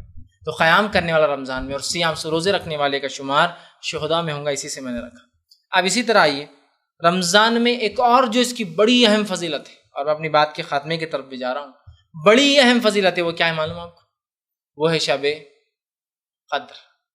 بہت بڑی فضیلت ہے، اتنی بڑی کسی کو انتہا نہیں، اور اس کو بھی ہم پا کر جو اپنی مغفرت کروا سکتے ہیں. آپ صلی اللہ علیہ وسلم کی زبانی سنی، اللہ کے رسول صلی اللہ علیہ وسلم فرمایا اور کہا. انس بن مالک اس حدیث کے راوی فرماتے ہیں، یہ سنن ابن ماجہ کی روایت ہے کہ جب رمضان کا مہینہ آیا تو اللہ کے رسول صلی اللہ علیہ وسلم نے صحابہ سے کہا یہ مہینہ جو تم پر آیا ہے، رمضان آیا تو آپ نے ایک اعلان کیا، یہ مہینہ جو تم پر آیا ہے اس میں ایک رات ایسی ہے جو قدر اور منزلت اہمیت کے اعتبار سے 1000 مہینوں سے بہتر ہے. جو شخص اس رات کی سعادت حاصل کرنے سے محروم رہا وہ ہر بھلائی سے محروم رہا. اور فرمایا لیلۃ القدر کی سعادت سے صرف ایک بد نصیبی محروم کر دیا جاتا ہے. ایک رات ایسی آتی ہے اس مہینے میں جو 1000 مہینوں سے افضل ہے، جس کی گواہی تو خود رب نے بھی اپنی کتاب میں دی اور کہا انا انزلناہ فی لیلۃ القدر وما ادراک ما لیلۃ القدر لیلۃ القدر خیر من الف شہر. کہ ہم نے اس قرآن کو لیلۃ القدر میں نازل کیا ہے. مسلمانوں کیا چیز ہے جو تمہیں سمجھائے لیلۃ القدر کیا ہے؟ تم اپنی سمجھ کے لیے صرف اتنا سمجھ لو کیونکہ تم سمجھ نہیں سکتے ہو پوری بات. لیلۃ القدر 1000 مہینوں سے افضل ہے. کتنی افضل وہ بھی تم نہیں سمجھ سکتے. 1000 سے تو ہے ہی افضل. کتنے ٹائمز اللہ نیتوں کے اعتبار سے اعمال کو 1 سے 10 اور 10 سے 700 تک بڑھا سکتا ہے، لیکن 1000 مہینے سے تو افضل ہے ہی کسی بھی حال میں. اور جس نے اس کو حاصل کیا وہ تمام خیر حاصل کیا، اور جس نے اس کو چھوڑ دیا وہ تمام خیر سے محروم رہا سال بھر کے، اور ایک بد نصیب سے ہی رات چھین لی جاتی. تو اب آیا لیلۃ القدر کا معنی. تو یہ لیلۃ القدر آپ صلی اللہ علیہ وسلم فرمایا آخری عشرے کی تاخ راتوں میں سے کوئی ایک رات، آڈ نائٹس میں. آخری عشرہ مطلب لاسٹ 10 days رمضان، اس کی آڈ نائٹس وہ ہے 21 21 ہو سکتی ہے، 23 23 ہو سکتی ہے، 25 25 ہو سکتی ہے، 27 27 ہو سکتی ہے، اور 29 29ویں رات ہو سکتی ہے. یہ 5 میں سے کوئی ایک کیا ہے؟ لیلۃ القدر ہے. لیکن ایسا لگتا ہے، اللہ رحم کرے، کہ شاید جبرائیل علیہ السلام اللہ کے رسول صلی اللہ علیہ وسلم کی بات دنیا میں آئے اور ہندوستانی اور پاکستانی لوگوں کو بول کے گئے تم لوگوں کو مشقت اٹھانے کی ضرورت نہیں ہے، تم لوگ 27 کو آرام سے منا لیا کرو. ایسا لگتا ہے، ایسا ہوا شاید بعد میں، اللہ رحم کرے. حالت تو اسی طرح سے ہے نا، حالت تو اسی طرح سے. جن راتوں کے فضائل نہیں ہیں ان کو جاگا بھی جا رہا اور منایا بھی جا رہا. جن راتوں کے تعلق سے موضوع اور من گھڑت باتیں، ان راتوں کو ایسا منایا جا رہا ہے کہ ہر رات پھیکی نظر آ رہی. شادی اور بیاہ کے اندر 10 راتیں جاگا جا رہا ہے. کسی کی بیماری میں مہینہ بھر جاگ کر نکالا جا رہا ہے. اپنی جاب اور سروس کے لیے سال جو ہے 3rd شفٹ چلا رہے ہیں اور جاگ رہے ہیں، لیکن اللہ کے لیے 5 راتیں دینا ہم کو جو گوارا نہیں، لہٰذا اس کو سیٹلمنٹ کر کے حساب و کتاب مطلب وہ کر کے 1 رات پہ لا کے ہم نے ٹیک دیا. وہ ہے 26 کا روزہ گزار لو، 27 کی رات منا لو، اور رات بھی 12 بجے چالو ہوتی ہے ہماری کبھی کبھار، حالانکہ رات مغرب سے چالو ہوتی ہے اسلامی اعتبار سے، اور اس کو منا لیا اور اطمینان ہو گیا. ماشاءاللہ سورج ٹھنڈا تھا، پانی میٹھا تھا، یہ ہو گیا وہ، ساری علامتیں بھی فٹ ہو جاتی، پوری علامتیں صبح فجر میں فٹ بھی کر لیتے. ہاں آج مل گئی اپنے، کیا مل گیا؟ شب قدر. جس نے 5 جاگا تبھی تو وہ کمپیئر کر سکیں گے نا کیا کس میں کیا علامت تھی. ایک جاگ کے کیسے آپ بتا سکتے کہ یہی وہ تھی؟ سمجھ رہے آپ؟ بس ہو گیا. آج معتدل موسم تھا، بارش بھی ہو گئی، بادل بھی آ گئے تھے. ہے حدیث میں الفاظ ہے، آپ نے ایک مرتبہ ایک صحابی سے کہا شب قدر کے تعلق سے نے جب پوچھا تو کہا شب قدر اس رات ہوں گی جس رات تو نماز پڑھیں گا، اور نماز جو تو پڑھیں گا تیرے سر پر جو ہے کیچڑ لگیں گا. تو صحابی کہتے ہیں میں سمجھ نہیں پایا. پھر میں ایک رات جو 21 کی رات تھی، میں رات میں نماز پڑھا تھا مسجد نبوی میں اور خوب بارش ہوئی، اور جب میں خیام میں کھڑا تھا تو بارش ہوئی تو وہ پتوں میں سے پانی نکل جاتا ہے کبھی کھجور کے پتوں سے، تو ایک جگہ پانی ٹپک، اور وہ جگہ وہی تھی جہاں میں نے سجدہ کیا، مطلب وہ سجدے کی جگہ تھی، تو وہاں کیچڑ بن گیا تھا جب تک وہ پانی کنٹینیوس ٹپک رہا تھا. اور جب میں نے سجدہ کیا تو پوری مٹی میرے سر پر لگ گئی. تو میں نے اللہ کے رسول کی حدیث سمجھ لی کہ میں کروں گا، لیکن 21 کے بارے میں ہی، 27 کے بارے میں نہیں روایت. صحابی نے کہا وہ 21 کی رات تھی. سمجھ رہے آپ بات کو؟ علماء لکھتے ہیں وہ گھومتی بھی ہیں، کوئی ضروری نہیں کہ 21 کو فٹ ہوگی وہ صحابی کے لیے کہ اس دن ہوگی بارش، اس لیے کہ آپ کے لیے اگر اتنا آسان ہوتا بتا دینا تو آپ فکس کر دیتے تھے نا. جبکہ آپ کو بھی یہ بتایا گیا کہ 5 میں سے کوئی ایک ہے آخری عشرے کی، اور اللہ کے رسول کا یہ معمول تھا، صحیح مسلم کی روایت ہے، آپ سارے 10 راتیں جاگتے تھے رمضان کی آخری، اور اپنے گھر والوں کو جگاتے تھے اور کہتے تھے عبادت کرو، ہو سکتا ہے آج قدر ہو. لیکن 5 کا تو آپ نے لفظاً کہا، عملاً آپ 10 جاگتے تھے، ہے نا.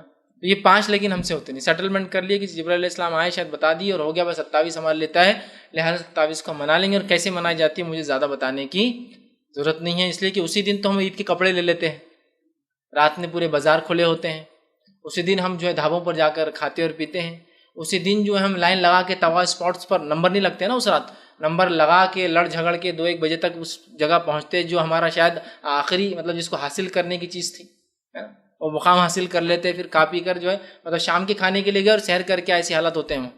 اور یہ سب کو ہم کیا سمجھتے ہیں؟ شب قدر. تو کم از کم پھر شب قدر اگر ایک کو بھی آپ منا رہے تو وہ بھی ہو سکتی ہے 27، لیکن وہی نہیں ہو سکتی ہے، یہ بات بھی یاد رکھیں. تو 5 ہم کو راتوں کو منانا ہے. تیاری کیجئے، اس کے لیے اپنے آپ کو اکوپ کیجئے. سروسز کرتے ہیں تو چھٹی ڈالتے ہیں، شادی کے لیے چھٹی ڈالتے ہیں، بیاہ کے لیے چھٹی ڈالتے ہیں، بیماری کے لیے چھٹی ڈالتے ہیں، جھول بول کر چھٹی ڈالتے ہیں گھومنے پھرنے کے لیے. تو یہ حقیقت میں چھٹی ڈالنے کا موقع آ گیا. چھٹی لینا پڑیں گی بھائی، تو رات جاؤں گا تو دن میں کام تھوڑی کر سکتا. اور یہ کوئی طریقہ نہیں ہے کہ اسلام آپ کو یہ سکھاتا ہے کہ آپ کام نہ کریں اور پیسے بھی اٹھائیں، ہے نا، کہ جا کے سوتے پڑے آفس میں. نہیں، اپنا آفس کیا ہے، ویسے بھی اپن سوتے ہیں، ایسے بھی سونے والے، چلو آفس میں جا کے سو جائیں گے. اور رمضان ہے تو پھر تو باس کو کچھ بول ہی نہیں سکتا نا، میں روزے سے سمجھ میں نہیں آ رہا کیا، ہے نا. اور بہت سارے مسلمان اپنے روزے کو آڑ بنا لیتے ہیں رمضانوں کے اندر، ہے نہیں. مسلم صاحب ارے نہیں اب کچھ نہیں بول سکتے، 1 مہینہ اپواس میں رہتے صاحب، کچھ نہیں بولنا ان کو. تو کس کو احسان کر رہا تو اپنا اپواس رکھ کر، ہے نا. اس سے تو ہم اسلام کو بدنام کر رہے ہیں، اس کا نام نہیں ہو رہا ہے. دیکھو اپواس سے رہ کر زیادہ کام کرتے ہیں ہمارے صاحب تو، جو کھانے کو نہیں جاتے ہیں نا. اور یہاں ہم نے اس کو اپنے سستی، اپنے کام کو آڑ بنانے کا طریقہ بنا دیا کہ میں روزے سے ہوں، بس کیا ہے میں روزے سے ہے یار، آج میں روزے سے ہے. کسی کو روزہ لگ رہا، کسی کو روزہ جھڑ رہا، کسی کو روزہ تکلیف پہنچا رہا، کسی کو کیا کیا ہوتا ہے، میں روزے سے ہوں. تو یہ سب بہانے کا موقع نہیں بلکہ یہ منانے کا موقع ہے. تو شب قدر کے لیے تیاریاں کرنا پڑیں گی، اس لیے کہ 1000 مہینوں سے افضل ہے نا. اتنا ثواب اٹھانے کے لیے کچھ تو کرنا پڑے گا نا، کچھ پانے کے لیے کچھ کھونا پڑتا، سیدھی سی بات ہے. تو یہ بڑی اہم چیز ہے، یاد رکھیے. بہت سارے لوگ بزنس اور تجارت میں اس کو گنوا دیتے ہیں، بہت سارے لوگ رمضان کو بزنس اور تجارت میں گنوا دے رہے ہیں. اللہ رحم کرے، میں نے ایسے لوگ بھی دیکھے ماشاءاللہ، اللہ برکت دے ان کی تجارت میں، ان کے ساتھ اچھائی کا معاملہ کرے. جن لوگوں نے یہ معمول بنا لیا ہے کہ صبح فجر سے ان کی دکانیں کھلیں گی رمضان میں اور افطار پہ بند ہو جائیں گی، ان کو نہیں چاہیے رات کی بزنس اور نہیں چاہیے ان کو رات کا بے سکونی اس کو کہتے. تو رمضان تو ہمارے پاس کچھ لوگوں کے لیے کھانے پینے کا موسم ہے، کچھ لوگوں کے لیے بزنس کا موسم ہے، کچھ لوگوں کے لیے گھر کی نئی چیزیں آنے کا موسم ہے، کپڑے پردے بدلے جائیں گے فلاں، کچھ لوگوں کے لیے کپڑے اور جوتے خریدنے کا موسم ہے، کچھ لوگوں کے لیے شرخواں بننے کے اور مٹھائیاں آنے کا موسم ہے. چونکہ پورا رمضان یہی سو رہا، کھوپرا کہاں سے آئیں گا، یہ مغزیات کہاں سے لائیں گے، کہ پچھلے سال ایسا ہو گیا تھا، یہ سال سیویاں اچھی آئی تھی، پچھلا سیویاں کچی آئی تھی، یہ سال ایسی آنا. پورا مہینہ یہی چلتا ہے. کچھ لوگوں کے لیے کھانے کا مہینہ ہے کہ پہلے رمضان کو بڑے بنانا پڑیں گے، دوسرے رمضان کو دہی بڑے بنانا پڑیں گے، تیسرے رمضان کو بھجیے بنانا پڑیں گے، چوتھے رمضان کو پورا پلاننگ ہے. کچھ لوگوں کے لیے کپڑے، رمضان پورا رمضان مشقت کرتے ہیں، خون پسینہ بہاتے ہیں صرف عید منانے کے لیے اور اس کے کپڑے لینے کے لیے. کچھ لوگوں کے لیے رمضان بزنس کا موسم آ جاتا ہے، روزے ووزے گئے سب پوٹلی باندھو ایک طرف ڈالو، دلی جانا ہے مال لانا ہے، بنگال جانا ہے مال لانا ہے، چنئی جانا ہے مال لانا ہے، یہاں جانا مال. روزوں کا کیا نہیں بھائی، روزے سفر میں چھوٹ ہے نا، ہر سال چھوڑ رہے یار تم مسلسل روزے سفر میں، پوری زندگی کیا تم سفر کرتے رہو گے، رمضان میں روزے چھوڑو گے، ہے نا. پہلے سے نہیں لا کے رکھ سکتے یہ سب چیزیں، نہیں پھر راتیں کیسے گنوائی جانے. رات تو بزنس راتوں میں ہوتا، دن میں کہاں بزنس ہوتا رمضان میں، رات رات جاگ رہے. لیکن ماشاءاللہ ایک ٹرینڈ شروع ہو رہا ہے، یہ ضروری ہے، یاد رکھیے یہ ضروری ہے ہمارے پاس. چونکہ ہم جن علاقوں میں رہتے ہیں یہ بڑے ٹھنڈے علاقے ہیں، ان علاقوں میں اتنی گرمی نہیں کہ دن میں آپ بازار نہیں جا سکتے، وہ کام نہیں کر سکتے. کر لیا راتیں عبادت کے لیے، ورنہ پوری راتیں ہم شب قدر تو خاص طور سے آخری عشرے میں آتی ہیں، پورے 10 راتیں صرف بزنس. آپ دیکھیے کیسے چلتے ہیں اور لوگ صرف خرید و فروخت کریں. یار عبادت کا کیا، عشاء بھی نہیں پڑھتے بہت سے لوگ، میں نے خرید و فروخت جاتے تو مغرب پڑھی اور چلو بولے اب جانے کا خرید، کھانا بھی باہر کھائیں گے، کھانا بھی باہر ہو رہا ہے، عشاء بھی گل جماعت سے، چلو گھر پہ آ کے پڑھتے ہیں غلط بات ہے، گل جماعت سے خیام ہے، اور رات بھر کیا ہو رہا شاپنگ، کوئی لوگ پتہ نہیں کہاں سے آ رہے، اورنگ آباد شہر آ رہے، اورنگ آباد والا کہاں بمبئی جا رہا خریدنے کے لیے، بمبئی والا کہاں تو نیو یارک جا رہا، بولے میں وہاں سے لاتا ہوں، ملیشیا سے لاتا ہوں، یہ رمضان کا مہینہ ہے، ہاں کر رہے ہیں، اور یہ بار کہاں سے کپڑے آئے تمہارے میں، ملیشیا چلے گا تو گھومتے گھومتے تو لا لیا، اور تمہارے کا ٹرینڈ بن چکے ہیں یہ سب چیزیں، اور یہی سب رمضان آتا تو یہی سب یاد آتا ہم کو، باقی کچھ نہیں آتا تھا، روزے کیسے رکھوں گا، عبادتیں کیسی پوری کروں گا، بزنس کے ساتھ اپنی صحت کا کیسے خیال رکھوں گا، اور روزے بھی رکھنا ہے، تلاوت قرآن کا اہتمام کیسے کر پاؤں گا، شب قدر کو تلاش کیسے کر سکوں گا، چونکہ میرا فلاں فلاں فلاں مصروفیت ہے، گھر میں کوئی بیمار ہے، بچوں کے اسکول سب ہوتے، کرنا ہے ایڈجسٹمنٹ، تو کچھ نہ کچھ تو کرنا ہے، تو بہرحال یہ تمام چیزوں کو کرنا چاہیے، اس لیے کہ جو اس کی سعادت سے محروم رہا وہ تمام خیر سے محروم رہا، اور ایک بد نصیب سے یہ رات چھین لیا، تو بد نصیب نہیں ہونا چاہیے ہم میں سے کسی نے بھی، سب خوش نصیب ہونا چاہیے، اور اس رات کا حق ادا کرنے کی کوشش کریں۔ اب آئیے اپنی بات کو سمیٹ رہا ہوں صرف آخر 2 باتوں سے، اب رمضان کسی کو ملے اور اس کا فائدہ نہ اٹھا سکے تو، اور روزہ کسی کو ملے اور اس کا فائدہ نہ اٹھا سکے تو، ان دونوں لوگوں کا کیا ہوگا؟ آئیے حاکم کی روایت ہے، آپ صلی اللہ علیہ وسلم کے تعلق سے کہا فرماتے ہیں کہ ایک مرتبہ اللہ کے رسول صلی اللہ علیہ وسلم نے اپنا ممبر منگوایا، ممبر لایا گیا، آپ نے ممبر کی ایک سیڑھی پر قدم رکھا اور کہا آمین، دوسری سیڑھی پر قدم رکھا کہا آمین، تیسری سیڑھی پر قدم رکھا کہا آمین۔ لوگوں نے پوچھا اللہ کے رسول آج آپ نے ایک ایسا عمل کیا جس عمل کو کرتے ہوئے آپ کو پہلے نہیں دیکھا، کہ آپ نے ممبر منگوایا پھر اس پہ چڑھے آمین آمین آمین، یہ کیا تھا؟ تو آپ نے فرمان کہا کہ جبرائیل نے آ کر مجھ سے کہا ایسا کرو، میں نے اس لیے ایسا کیا، اور جب میں نے پہلی سیڑھی پر قدم رکھا تو جبرائیل علیہ السلام نے فرمایا ہلاکت ہے ایسے شخص کے لیے جس کو رمضان کا مہینہ مل جائے اور رمضان کا مہینہ پا کر اپنی مغفرت نہ کرا سکے، اے محمد صلی اللہ علیہ وسلم کہو آمین، تو میں نے کہا آمین۔ پھر جب میں دوسری سیڑھی پر قدم رکھا تو جبرائیل نے مجھ سے کہا لعنت ہلاکت جس کے سامنے آپ کا نام لیا جائے اور آپ پر درود نہ بھیجے، کہو آمین، تو میں نے کہا آمین۔ اور پھر جبرائیل نے مجھ سے کہا جب میں تیسری سیڑھی پر چڑھا لعنت ہلاکت شخص کے لیے جس کو والدین میں سے دونوں یا دونوں میں سے کوئی ایک بڑھاپے کی حالت میں مل جائے اور ان کی خدمت کر کے اپنی مغفرت نہ کرا سکے، کہو آمین، تو میں نے کہا آمین۔ پہلی بات دیکھیے، پہلی سیڑھی جب آپ چڑھے، جس کو رمضان کا مہینہ مل جائے اور وہ اس کا فائدہ نہ اٹھا پائے تو وہ اللہ کے رسول صلی اللہ علیہ وسلم اور جبرائیل کی بد دعا کا مستحق ہوتا ہے، اور ہم سب جانتے ہیں جبرائیل اپنے دل سے کوئی بات نہیں لاتے تھے اور نہ ہی اللہ کے رسول اپنے دل سے کوئی بات کرتے تھے، تو وہ اللہ کی لعنت کا مستحق، جبرائیل کی لعنت کا مستحق، اور نبی اکرم صلی اللہ علیہ وسلم کی بد دعا کا مستحق۔ اور انبیاء علیہ الصلوۃ والسلام اپنی قوم کو عموماً بد دعائیں نہیں دیتے سوائے ایکسٹریم کیس میں، جب وہ اپنے کفر اور شرک میں آگے بڑھ جائے یا بہت بڑی اللہ کی نعمت کو جھٹلائے، یہ 2 شکلوں میں انبیاء اپنی قوم کو یا اپنی امت کو بد دعا دیتے ہیں۔ اب یہاں ظاہر سی بات ہے قوم کو شرک اور کفر تو نہیں کر رہی جو نبی بد دعا دے رہے، یقیناً ایک بہت بڑی نعمت کو امت جو ہے ضائع کر رہی، اس لیے نبی بد دعا دے رہا ہے، سمجھ رہا؟ بہت بڑی نعمت ہے مطلب رمضان، اور ایسا مہینہ ہے مغفرت نہ کرائے تو بد دعا کا مستحق، مطلب مغفرت ہو سکتی ہے اس مہینے میں، تو وہ رمضان پا کر اگر اپنی مغفرت کا سامان ہم نہ جمع کر پائے تو ہم نبی اکرم صلی اللہ علیہ وسلم کی بد دعا کے مستحق ہوں گے۔ اور اگر کوئی شخص روزے رمضان کا مہینہ روزہ نہ رکھ سکے، چونکہ یہ اس کے فرائض میں سے رکھنا ہے، تو آپ صلی اللہ علیہ وسلم فرماتے ہیں، ابو امامہ باہلی رضی اللہ عنہ حدیث کے راوی ہیں اور یہ جو ابن حبان کی روایت ہے، کہ آپ سے فرماتے ہیں کہ جو ہے آپ نے فرمایا اور کہا کہ میں ایک رات سویا ہوا تھا اور انبیاء علیہ الصلوۃ والسلام کے خواب جو ہے سچے ہو گئے، 2 لوگ آئے، مطلب 2 فرشتے آئے اور مجھے اٹھایا اور اٹھا کے ایک چڑھائی پہ لے جا کے کھڑا کر دیا، اونچائی پہ، اور کہا چڑھو اے محمد۔ میں نے کہا میں نہیں چڑھ سکتا ہوں اس میں، تو وہ دونوں نے مجھے پکڑا اور اٹھا کے لے جا کے ایک پہاڑ کی چڑھائی پہ کھڑا کر دیا۔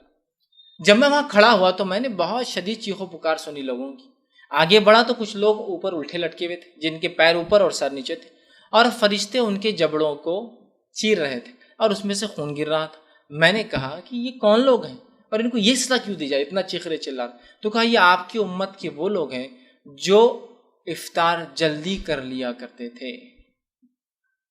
روزہ چھوڑنا تو ایک سیکنڈری فیز ہے، افطار میں جلد بازی کرنے والے کا یہ نتیجہ ہے۔ محدثین لکھتے ہیں اس کے 2 معنی، ایک تو یا تو روزہ رکھتے ہی تھے مطلب کھاتے ہی رہتے تھے، سمجھے، دوسرا یہ ہے کہ روزہ تو رکھتے تھے لیکن وقت سے پہلے کھا لیتے تھے، نام نہاد روزہ رکھ لیا، گھر آئے اور 5 بجے کھانا شروع کر دیا، حالانکہ افطار کا ٹائم ہے 7:16 یا 13 منٹ، کہ اب لوگوں کے سامنے سے نکل گئے نا، کھا لو، افطار جلدی کر لیا.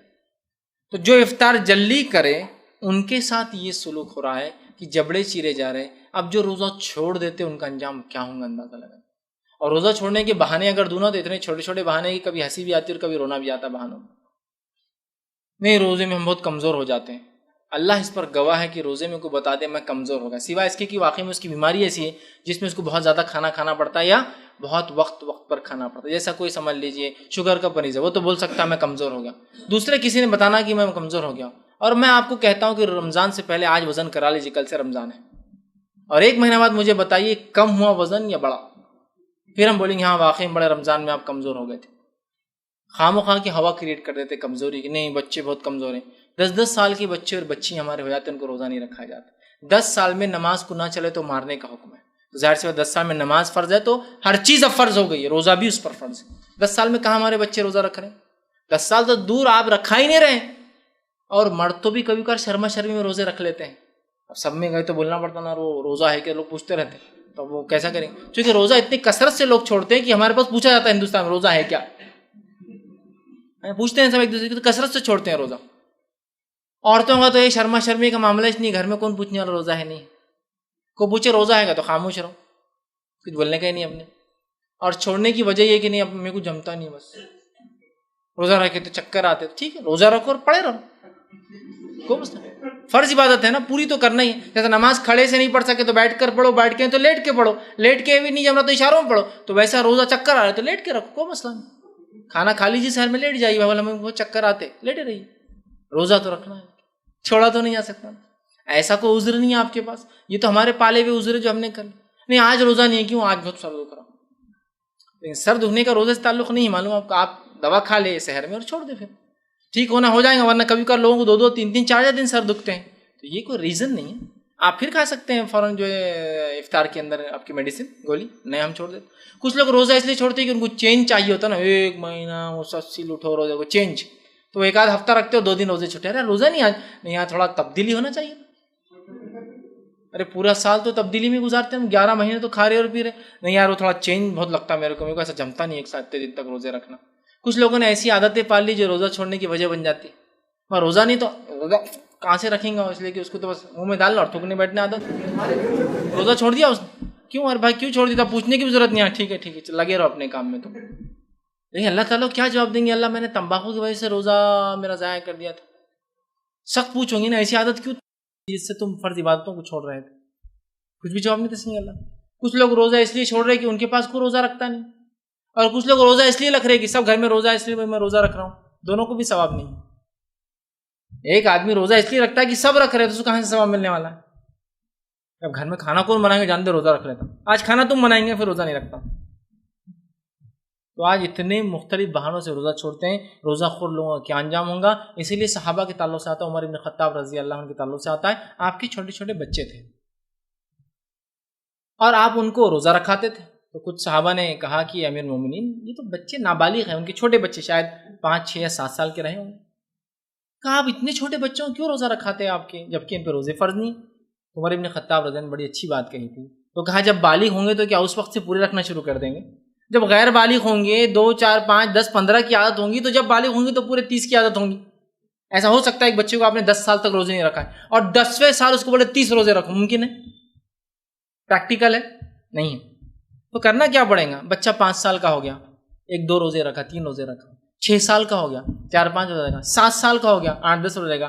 8 سال کا ہو گیا اب 8 10 15 روزے رکھ رہا ہے. 9 سال کا 10 سال ہوتے اس کو عادت ہے روزے کی، کئی روزے رکھ رہا تھا.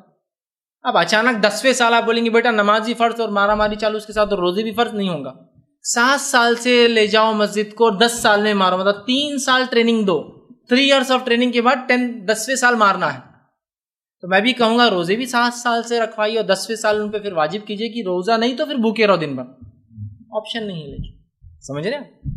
تو ہمیں کروانا ہے. اور روزہ بلا وجہ کوئی بھی بالغ مسلمان نہ چھوڑے. اور یہ چھوٹے موٹے عذر اللہ کے سامنے کوئی وجہ نہیں رکھتے، دنیا کے لیے بھی کبھی نہیں رکھتے. آپ سمجھو روزہ نہیں رکھا، آپ نے سر دکھ رہا، اور اسی وقت اگر میں بولوں کہ آپ کو جو ہے فلاں بلا رہے ہیں جو آپ کے بہت چہیتے ہیں فلاں ہیں، ان کے سامنے بیٹھنے سے آپ کی نوکری بڑھ سکتی ہے، سیلری، آپ جا کے نہیں بیٹھ جائیں گے؟ انہوں نے بہت فائدے ہوتے ہیں ان کے پاس آ گئے تو یہ صاحب آئے تو اپنے کو سر دکھا بھی تو آنا پڑتا، پیٹ اٹھا بھی تو آنا پڑتا. تو اللہ کے سامنے وہی سوچے کہ یہ تو چھوٹی سی چیز ہے، کیا اس میں سر دکھنا تو کوئی بات نہیں، چھینک آ جانا کوئی بات نہیں، صحت بہانہ مت بنائی۔ ہاں حقیقی بیماریاں ہوتی ہیں انسان کو، میں جانتا ہوں، وہ لوگ خواہ کہ اپنے جسموں کو مشقت میں نہ ڈالے روزہ رکھ کر، وہ ایک الگ چیز ہے، لیکن جو ہم لوگ خواہ کرتے ہیں نا، اللہ نے صحت، تندرستی، توانائی سب کچھ دی، اور خاص طور سے ہمارے سماج میں لڑکیوں کو جو روزہ نہیں رکھا چاہتا، نہیں ماں بہت کمزور ہے، نہیں ماں بہت کمزور ہے، یہ چکر میں جا کے اپنی بچیوں کی آخرت ہم خراب ہیں۔ لڑکیاں بہت بار روزے رکھتی، لڑکے رکھ لیتے ہیں، نہیں بہت کمزور ہے، اتنی دبلی، لڑکیاں عموماً مردوں کے مقابلے میں دبلی پتلی ہوتی ہے، تو اس سے وہ کمزوری کسی کے دبلا ہونے سے ظاہر نہیں ہوتی، یاد رکھیے۔ ایک آدمی اتنا موٹا ہے لیکن وہ 10 قدم نہیں چل سکتا، اس کو کیا آپ صحت بولیں گے؟ بھی نہیں، یہ بیماری ہے، بیچارے کو نہیں چل سکتا ہے نا۔ تو کمزوری کسی کے دبلے اور موٹے ہونے سے نہیں سمجھتے، صحت جو ہے وہ کسی کے دبلے اور موٹے پن سے نہیں ہوتی ہے۔ صحت ایک نعمت ہے کہ انسان جس اسٹیٹ میں ہو اس میں وہ سب کچھ کر پاتا، وہ اس کی صحت ہے، سمجھ رہے آپ؟ نہیں بہت دبلی پتلی بچی ہے، روزہ رکھیں گی تو اور بھی دبلی پتلی ہوں گے، ایسا کچھ بھی نہیں ہے اندر کی، ایسا کچھ نہیں ہوتا، اور روزہ کسی کو بیمار نہیں کرتا۔ اللہ کیا ایسی عبادت ہم کو دیں گا جو مشقت میں ڈالے، ہم کو تکلیف میں ڈالے؟ بتائیے، نہیں ہو سکتا، ممکن نہیں، ٹھیک ہے؟ تو لہٰذا یہ ایک نعمت ہے، یہ ایک صحت ہے، یہ ایک تندرستی ہے، یہ ہماری بہتری کے لیے یہ ایک فرض عبادت ہے، رکھنا ہم کو ضروری ہے، چاہے آپ کو صحت ملو ہے نہ ملو ہو آپ کو، الگ بات، ٹھیک ہے؟ تو ہم کوشش کریں ہم روزوں کا خوب اہتمام کرے اور اس عذاب سے اپنے آپ کو اور اپنے اہل ویال کو بچائے۔ میں اسی پر اپنی بات ختم کروں گا۔ اللہ رب العزت سے دعا ہے کہ اللہ سبحانہ تعالیٰ جو کچھ کہا سنا گا اس میں عمل کی توفیق عطا فرمائے، ہم تمام کو حقیقی معنوں میں رمضان کے فائدے اور فضیلت اٹھانے کی توفیق عطا فرمائے، ہم تمام کے لیے رمضان کے مہینے کو جہنم سے آزادی کا اور جنت میں جو داخلے کا ذریعہ بنائے، اس مہینے کو ہمارے لیے مغفرت کا ذریعہ بنائے، اور ہمیں خوب سے خوب روزے رکھنے کی اور عبادتیں کرنے کی توفیق عطا فرمائے، جب تک ہمیں زندہ رکھے اسلام اور ایمان پر زندہ رکھے، خاتمہ ہمارا ایمان پر ہو۔ آخر دعوانا ان الحمد للہ رب العالمین، سبحان ربک رب العزت عما یصفون وسلام علی المرسلین والحمد للہ رب العالمین۔ بسم اللہ الرحمن الرحیم، الحمد للہ رب العالمین والصلاة والسلام علی خاتم النبیین والمرسلین، رب اشرح لی صدری ویسر لی امری واحلل عقدۃ من لسانی یفقہوا قولی۔ السلام علیکم۔ فضل تراویح کا اپنا جو پڑھ لیے رات میں تو سویرے تہجد پڑھ سکتے کیا؟ اس کے بارے میں ذرا تھوڑا، تراویح اور تہجد کا دونوں کا رمضان کے حد تک۔ بھائی نے سوال کیا کہ رمضان کی حد تک ہم تراویح پڑھتے ہیں اور اگر تہجد پڑھنا چاہتے اس کا کیا؟ ویسے دیکھیے رمضان میں جو رات کی نماز ہوتی ہے وہ رات کی نماز کو کئی ناموں سے پکارا جاتا ہے، جیسا کہ مثال کے طور پر اگر عشاء کی بعد رات کی نماز پڑھ لی جائے تو اس کو کہا جاتا ہے تراویح، رات کے کسی حصے میں پڑھی جائے آخری حصے سے پہلے تو اسے کہا جاتا ہے قیام اللیل یا صلاۃ اللیل، اور رات کے اگر آخری حصے میں جو سحر کا وقت ہوتا پڑھی جائے تو اسے کہتے ہیں تہجد۔ تو نماز ایک ہے، کئی نام ہیں۔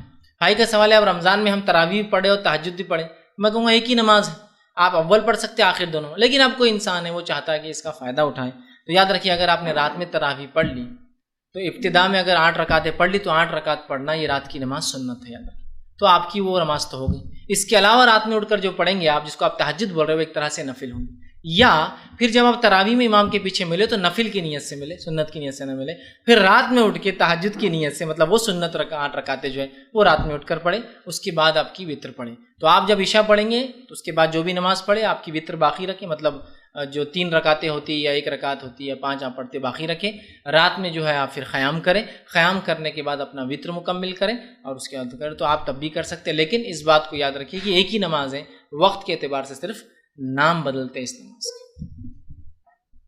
کسی نے ایک سوال کیا کہ حیض کی حالت میں ہم شب قدر میں کس طرح عبادت کریں؟ تو دیکھیے عورتوں کی طرف سوال ہے، دیکھیے حیض کی حالت میں عورتیں شب قدر میں اس طرح سے عبادت کر سکتی ہے کہ وہ اللہ کا ذکر کر سکتی ہے، قرآن تو تلاوت نہیں کریں گی لیکن اللہ کا ذکر کر سکتی ہے، ذکر سے مراد دعائیں کر سکتی ہیں، وہ دعائیں جو نبی اکرم صلی اللہ علیہ وسلم نے شب قدر کی بتائی، مغفرت کی دعائیں، رحم کی دعائیں، ٹھیک، یہ کر سکتی ہیں۔ اسی طرح جو ہے ذکر کے علاوہ، دعاؤں کے علاوہ اس کے پاس کوئی آپشن نہیں بچتا، اس لیے کہ وہ نماز نہیں پڑھیں گی اور ساتھ میں جو ہے تلاوت قرآن بھی نہیں کریں گی، تو لہٰذا عورتیں ذکر کر سکتی ہے، دعائیں کر سکتی ہے، اور ایسی عورتیں دوسری عورتیں جو عبادتیں کر رہی ہیں ان کے بچوں کو بھی سنبھال سکتے ہیں، چونکہ ذکر کے لیے اور دعاؤں کے لیے کوئی پوزیشن، کوئی جگہ، کوئی چیز نہیں ہے ایسا، نماز کے لیے قبلہ ہونا چاہیے، زمین پاک ہونا چاہیے، ہے نا، وہ سب وہ بھی نہیں ہے، تو لہٰذا ایسی عورتیں ایسا کار پول ہوتا ہے نا، ایک کار ہے تو 2-4 لوگ مل کے استعمال کرتے ہیں، ویسا شب قدر کا پول بنا لے کہ بھائی 4-5-6 عورتیں ہیں لیکن 1-2 عورتیں حائضہ ہیں، تو وہ کیا کریں گی، رات کی تیاری کریں گی، سحر کی تیاری کریں گی، بچوں کو سنبھالیں گی رات بھر، تاکہ یہ 4 عورتیں جو نماز بھی پڑھ سکتی ہے اور تلاوت قرآن بھی کر سکتی ہے وہ بینیفٹ اٹھا لیں، ہے نا. باقی یہ عورتیں تو کھانا بناتے ہوئے بھی اللہ کا ذکر کر سکتی, دعائیں کر سکتی ہے. تو ایسی عورتیں جو شب قدر کو پانا چاہتی ہے اس کی حالت میں, تو وہ اللہ سے دعائیں کر سکتی ہے, اس لیے کہ دعاؤں کے لیے کوئی کنڈیشن اور کوئی حالت شریعت میں شرط نہیں ہے. دعا انسان ہر حال میں کر سکتا ہے, اور لہٰذا ایک عورت جو ہے دعائیں کر سکتی ہے اپنے رب سے. دعائیں عربی میں بھی ہو سکتی ہے اور دعائیں اپنی زبان اردو میں بھی وہ کثرت سے کر سکتی ہے. یہ اس کے لیے اور دوسری عورتوں کی مدد تعاون کر سکتی تاکہ وہ لوگ اپنی عبادتوں کو کریں. ٹھیک ہے. السلام علیکم. فائز بھائی, کوئی شخص ہے جو کہتا ہے کہ بھوک اس کے لیے برداشت نہیں ہوتی اور اس کے عوض انہیں ایک مسکین کو کھانا کھلا دیتا ہے, تو کیا اس کے لیے وہ درست ہوگا؟ بھائی نے ایک سوال کیا کہ ایک شخص ہے اور وہ یہ کہتا ہے کہ اسے بھوک برداشت نہیں ہوتی, تو کیا وہ اس کے بدلے ایک مسکین کو روز کھانا کھلا دے, مطلب روزے کا فدیہ دے دے. دیکھیے, بھوک برداشت نہیں ہوتی, میں سمجھتا ہوں ایسی کوئی بیماری نہیں ہے. ہاں, یہ ہو سکتا ہے کہ انسان کو بہت کثرت سے کھانے کی عادت یا بہت زیادہ بھوک لگتی ہو, لیکن بھوک کو روزے میں برداشت تو کرنا ہے. اس کو صحابہ نے کیا, اس لیے کہ انبیاء علیہ الصلوۃ والسلام تو ایک الگ ہی معاملہ ہوتا ہے, وہ تو عبادت میں روحانی غذا حاصل کر لیتے ہیں اور 30 اور 40 دن کے روزے رکھ سکتے ہیں, لیکن صحابہ نے اس کو برداشت کیا, تابعین نہیں کیا. تو میں سمجھتا ہوں یہ کوئی وجہ نہیں ہونا چاہیے سوائے اس کے کہ وہ بھوک اس کی بیماری ہے, ان دا سینس کہ پیٹ خالی ہونے سے اس کو کوئی مرض ہے جس کے سے پیٹ جلدی خالی ہوتا ہے اور اگر خالی ہو جائے تو اس کو تکلیف ہو سکتی ہے. یہ تو ایک الگ چیز ہے, لیکن صرف یہ کہنا کہ بیمار مطلب بھوک نہیں برداشت ہوتی, میں سمجھتا ہوں یہ کوئی ایسا مطلب جس میں عذر نہیں ہے جس عذر کی بنیاد پر ہم اس کو جواز دیں, سوائے اس کے کہ وہ اس کا عذر بیماری کی حد تک ہے کہ اس کی بھوک اس کو شدید بیمار کر سکتی ہے, یا اس پر پاگل پن طاری کر سکتی ہے, یا اس کے اندر ہارمونل چینجز یا ایسا کچھ ہو جائے کہ بھوک کھانا نہیں کھانے سے ہو جائے, وہ تو بیماری کی شکل ہوں گی. لیکن اس کے علاوہ صرف ایک عام جو بھوک کہتے ہیں اگر وہ ہے تو میں کہوں گا برداشت کرے بھوک کو. سمجھ لیجئے سحر تو کر رہا ہے, ڈبل ٹرپل سحر کر لے, بولنا ٹھیک, خوب سحر کر لے تگڑا. اب اس کے بعد 6 گھنٹے تو آدمی عام طور سے بھوکا رہتا ہی ہے نا. ظہر تک تو آسانی سے انشاءاللہ وہ وقت گزار سکتا ہے, ظہر تک. ظہر کے بعد اللہ نے اگر سہولت دی, حالات دی تو تھوڑا آرام کر لے, تو تھوڑا وہاں بھی وہ معاملہ حل ہو جاتا ہے. اس کے بعد اپنے آپ کو کسی بہانے میں لگا, انشاءاللہ وہ کوشش کریں گا, انشاءاللہ اللہ تعالیٰ اس کی مدد کریں گا. اگر بیمار ہے کسی شکل کا اس کی بھوک تو پھر الگ بات ہے, لیکن عام اعتبار صرف بھوک برداشت نہیں ہونا یہ کوئی عذر نہیں ہے. کسی نے سوال کیا حاملہ عورت روزہ رکھ سکتی ہے کیا, 8واں مہینہ ہے. تو دیکھیے, حاملہ عورت اس معاملے میں ڈاکٹر سے کنسلٹ کرے. یہ معاملہ ایسا نہیں ہے کہ جو میں شرعی اعتبار سے آپ کو بتا دوں. اگر ڈاکٹر اس چیز کا حل دیتے ہیں کہ اس مہینے میں کھانا نہیں کھانے سے بھی یا کھانے کا ٹائم ٹیبل چینج کرنے سے بھی صحت پر اور خاص طور سے بچے کی صحت پر اگر کوئی فرق نہیں پڑتا تو شی کین گو آن, وہ آگے بڑھ سکتی ہے, روزہ رکھے. لیکن اگر ڈاکٹر کہتا نہیں بھوکا رہنا یہ ٹھیک نہیں ہے میڈیکلی اور تمہاری صحت ساتھ نہیں دیں گی, اولاد کی جان کا خطرہ ہو سکتا ہے, تو لہٰذا یہ انسانی جان کا معاملہ ہے, وہ روزہ نہ رکھے, وہ روزہ چھوڑ دے اور اولاد کی ولادت کے بعد وہ روزوں کو کمپلیٹ کر سکے. السلام علیکم فیض بھائی, آپ نے ایسا بتایا کہ جو بھی افطار جلدی کرتا ہے اس کو عذاب ہوگا, لیکن محمد صلی اللہ علیہ وسلم حدیث آتی ہے کہ لوگ جب تک سیدھے راستے پہ رہیں گے جب تک کہ وہ افطاری میں جلدی کریں. میں نے ایک سوال کیا کہ میں نے کہا کہ جو لوگ افطار جلدی کرتے تھے ان کے جبڑے چیرے جا رہے حدیث میں, اور آپ نے فرمایا کہ جب تک میری امت ہدایت پہ رہیں گی, صحیح راستے پہ رہیں گی, جب تک وہ افطار میں جلدی کریں گے. اس کا کیا معنی ہے؟ دیکھیے, آپ صلی اللہ علیہ وسلم جو فرما رہے وہ یہ ہے کہ سورج غروب ہوتے ہی افطار کر لو, مطلب مغرب کا وقت شروع ہوتی افطار کرو, احتیاطاً تاخیر نہ کرو, یہ معنی ہے. لیکن جلدی سے مراد یہ نہیں کہ اس کے وقت سے پہلے.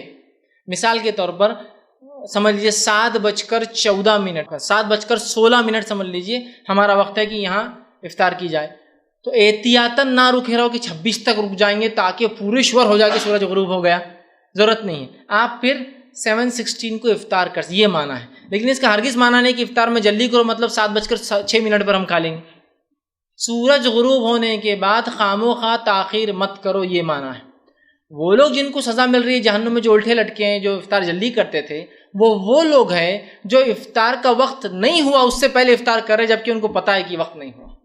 جیسے کہ 7:16 پر افطار ہے اور وہ 7 بجے کر لے رہے ہیں, یا پھر جب تک لوگوں میں افطار نہیں کرے, لوگوں سے نکلے, اب کون دیکھنے والا ہے, اور کھانا کھا لے رہے, سمجھ رہا, یہ اس کا معنی ہوگا. تو افطار میں جلدی سے مراد اس کا وقت شروع ہوتے ہی ہے, اور جبکہ حدیث میں جو بات آ رہی ہے وہ لوگ ہیں جو افطار کا وقت ہوا ہی نہیں اس سے پہلے جو ہے کھانا کھا لیتے ہیں, وہ اس سے مراد ہے. کسی نے سوال کیا کہ ہمارے امی کو شوگر ہے, پھر بھی وہ روزہ ہر سال رکھتے تھے, مگر اب ان کو شوگر بڑھ گئی تو ڈاکٹر نے ان کو سختی سے روزہ رکھنے کو منع کیا ہے, تو پھر وہ روزہ نہیں رکھیں گے تو اس کے بدلے میں کیا کریں؟ وہ ضد کر رہے ہیں کہ ہم روزے رکھیں گے، تو ہم ایسے میں کیا کریں؟ دیکھیے سب سے پہلی چیز، جس کو ایسی شدید بیماریاں ہیں، جو بیماریاں اس کو بہت خطرناک ہو سکتی ہے، جس میں سے ایک شوگر بھی ہوتی ہے، جس میں باڈی کا گلوکوز امبیلنس ہو جاتا ہے، کبھی بڑھ جاتا ہے اور کبھی کم ہو جاتا ہے، جس سے بہت زیادہ خطرات اس کی صحت پر، اس کے ذہن پہ خاص طور سے، اس کی آنکھوں پر پڑ سکتے ہیں. تو ظاہر سی بات ہے اگر وہ اس معاملے میں احتیاط نہیں کرتا اور شوگر لیول بہت زیادہ بڑھتا اور کم ہوتا ہے تو اچھی بات نہیں. تو لہٰذا اگر ڈاکٹر کہہ رہا ہے، اعتماد ہے آپ کو کہ یہ ڈاکٹر صحیح ہے اور وہ جانتا ہے کہ روزوں کی اہمیت بھی کیا ہے اور یہ بیماری بھی کس حد تک ہے، تو میں کہوں گا آپ روزے نہ رکھیں. ہر روزے کے بدلے ایک مسکین کو آپ کھانا کھلا دیں روز کا.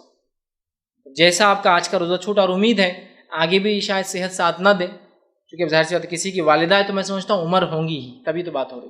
ظاہر سے آگے بھی نہ ہو تو آپ مسکین کو دے دے کھانا، اس لیے کہ بعد رمضان بھی میں سمجھتا ہوں شوگر ایک ایسا مرض نہیں ہے جو ختم ہو سکتا ہے، بہت کم ریئرسٹ آف ریئر کیس میں یہ ختم ہوتا ہے.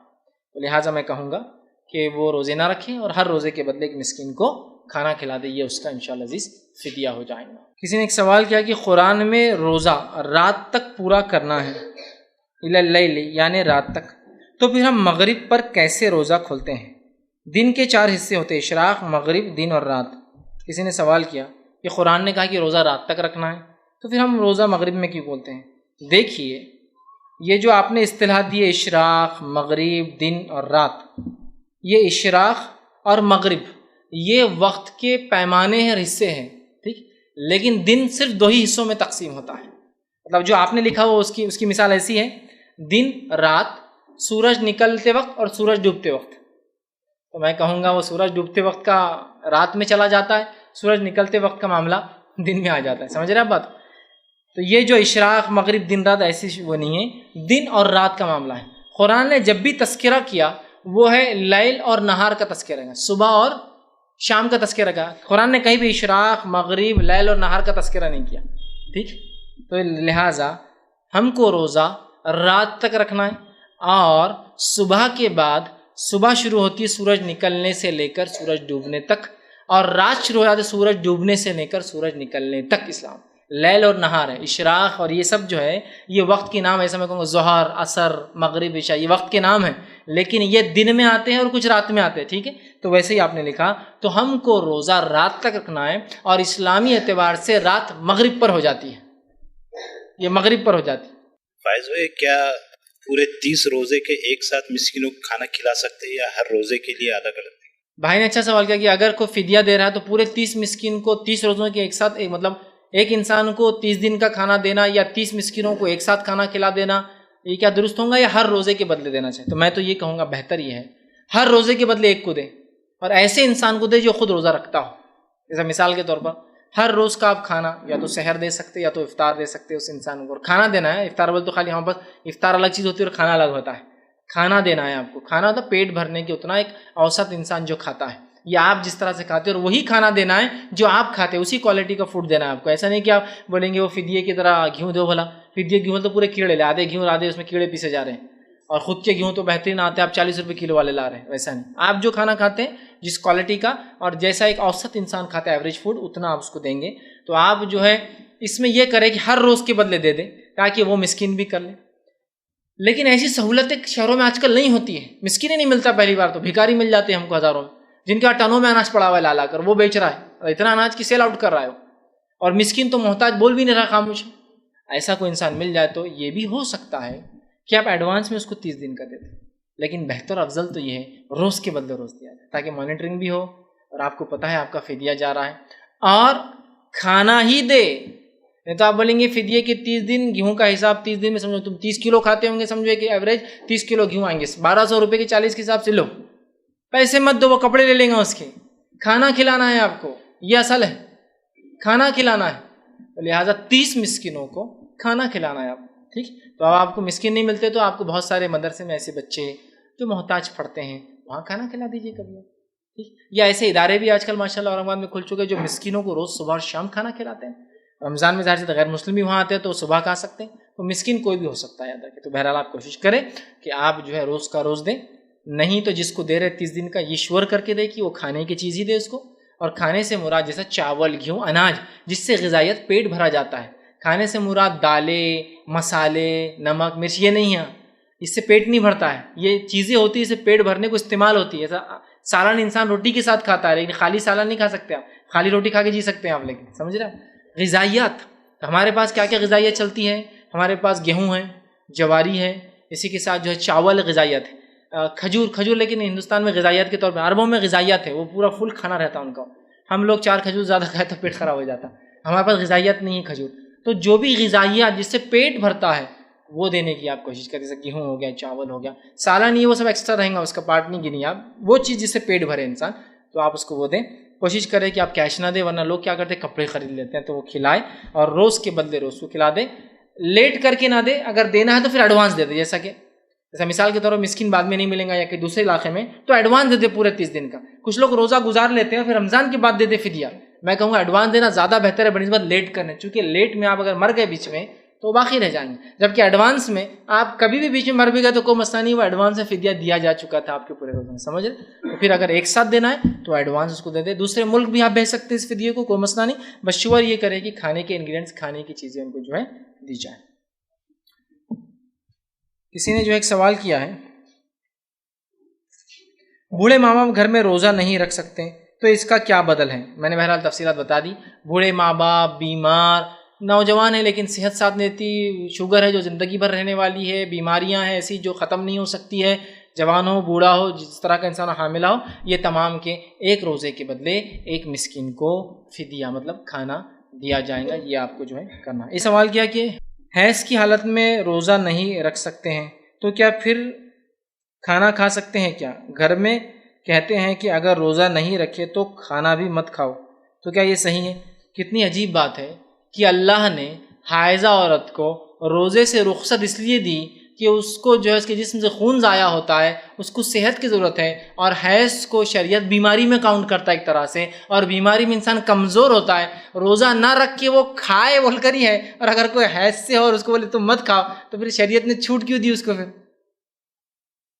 حیض جو ہے ایک طرح کی شریعت کہتا بیماری ہے، چونکہ اس میں نہ صرف فزیکلی، سائیکولوجیکلی بھی جو عورت فٹ نہیں ہوتی ہے، ذہنی طور سے بھی کمزور پڑ جاتی ہے اور جسمانی طور سے بھی کمزور ہو جاتی ہے. سمجھ رہے آپ؟ اب اگر ایسی عورتوں کو بولے تم کھانا مت کھاؤ تو پھر فائدہ کیا ہوا اس کو شریعت نے جو ڈھیل دی.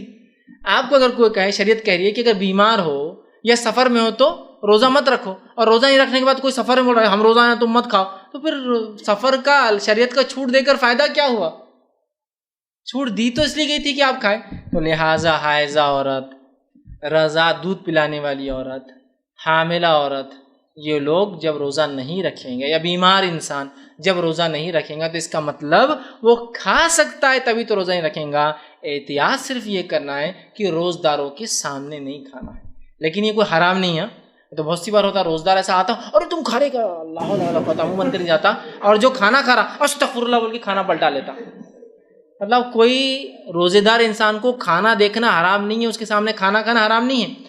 احتیاط کرنی چاہیے کہ وہ بیچارہ روزہ ہو سکتا ہے اس کا دل اس کی طرف مائل ہوگی، تم کھا رہی، اس کی خوشبو بھوک کو اور بڑھا دے، اس وجہ سے احتیاط ہے وہ.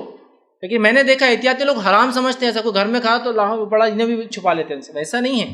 تو لہٰذا چھپ کر کھانا چاہیے. ممکن نہیں ہے تو کوئی بات نہیں، سامنے بھی کھا. جیسے آپ کوئی بیمار انسان ہے، بیمار انسان اکیلے کھا ہی نہیں سکتا، بیوی سمجھو کس کے بیمار، تو شوہر بیٹھ کر اس کو کھلا سکتا ہے کہ تم کھاؤ میں بیٹھتا ہوں بات کرتا ہوں، یہ کوئی حرام چیز نہیں. بہرحال احتیاط کرنے کے اس لیے کہا کہ کہیں اس کو بھوک نہ لگ جائے. سمجھ رہے آپ بات کو؟ تو لہٰذا حیض کی حالت میں جب روزہ نہیں رکھیں گے عورت تو بیماری کی ایک شکل ہے، اور بیمار انسان کو روزے کی رخصت اس لیے کہ وہ کھائے پیے تندرست رہے، صحت بنائے. تو لہٰذا وہ بالکل کھائے. جو آپ کو روک رہا ہے اس کو پتہ ہی نہیں پھر کہ اللہ چھوٹ دے رہا ہے اور آپ کی سختی پر، ٹھیک ہے تو بالکل کھا سکتی ہے. بس احتیاط یہ کرے کہ لوگوں کے سامنے نہ کھائے، چھپ کر اس میں کھائے. السلام علیکم. میرا سوال ہے سحر نہیں ہوتی ہے یا سو جاتے کوئی تو اس کا کیسا روزہ رکھے؟ بھائی نے ایک سوال کیا کہ اگر کوئی انسان سحر نہیں کر پاتا یا سو رہا ہے سحر کے وقت کیا کرے؟ تو یاد رکھیے رمضان کے روزوں کے لیے یا غیر رمضان کے نفلی روزوں کے لیے سحر فرض نہیں ہے، سحر شرط نہیں ہے، سحر سنت ہے، سحر مستحب ہے. تو اگر آپ کی سحر چھوٹ گئی کسی وجہ، سونے سے، غفلت سے، آپ کسی پروگرام میں تھے، کسی کام میں تھے اور ارے سحرن بجاؤ یاد آ رہے میں ہوتا ہے نا کبھی، جیسے آپ تلاوت قرآن میں لگ گئے، کوئی نماز میں لگ گیا اور وہ بھول ہی گیا سحر کا وقت ہے نا، اب آ گیا تو سحر کوئی شرط یا فرض نہیں ہے، آپ بغیر سحر کے روزہ رکھ لیں۔ بہت سے لوگ غلط فہمی ہوتی کہ سحر شرط ہے، فرض ہے۔ بہت سے لوگ میں نے دیکھا لوگ 7 بجے روز نیند میں سے اٹھے دن میں مطلب، اور 7 بجے اٹھ کے بولے ارے اب تو سحر کا وقت مطلب دن نکل گیا، لیکن سحر چونکہ ان کے نزدیک روزے کے لیے فرض تھی، 7 بجے پانی وانی پی رہے، کھانا کھا رہے اور پھر سو جا رہے وقت، اور کئی سالوں تک روزے رکھ رہے ایسے۔ جبکہ ہندوستان میں 7 بجے جو ہے یہ افطار کسی بھی دور میں نہیں رہتا، مطلب وہ ہوتا ہی نہیں ٹائم سورج نکلنے کا۔ گرمیوں میں بھی جو سردیوں میں بھی جو ٹائم ہوتا ہے وہ 6:40 تک ہوتا ہے زیادہ زیادہ، 7 تو ہوتا ہی نہیں کسی بھی حال میں، سمجھ رہے ہیں بات؟ اور جو ہم کو سحر کرنا ہے وہ صبح صادق سے پہلے ختم کر دینا ہے۔ سورج نکلنا تو 6:40 کو جو ہو رہا ہے سردیوں میں تو بہت بات، تو لوگ سمجھتے فرض ہے اور کبھی بھی کی جا سکتی، جب نیند کھلے، جب سحر کا ٹائم ہے، اور سحر کرتے ہیں، پانی پیتے اور پھر سو جاتے ہیں۔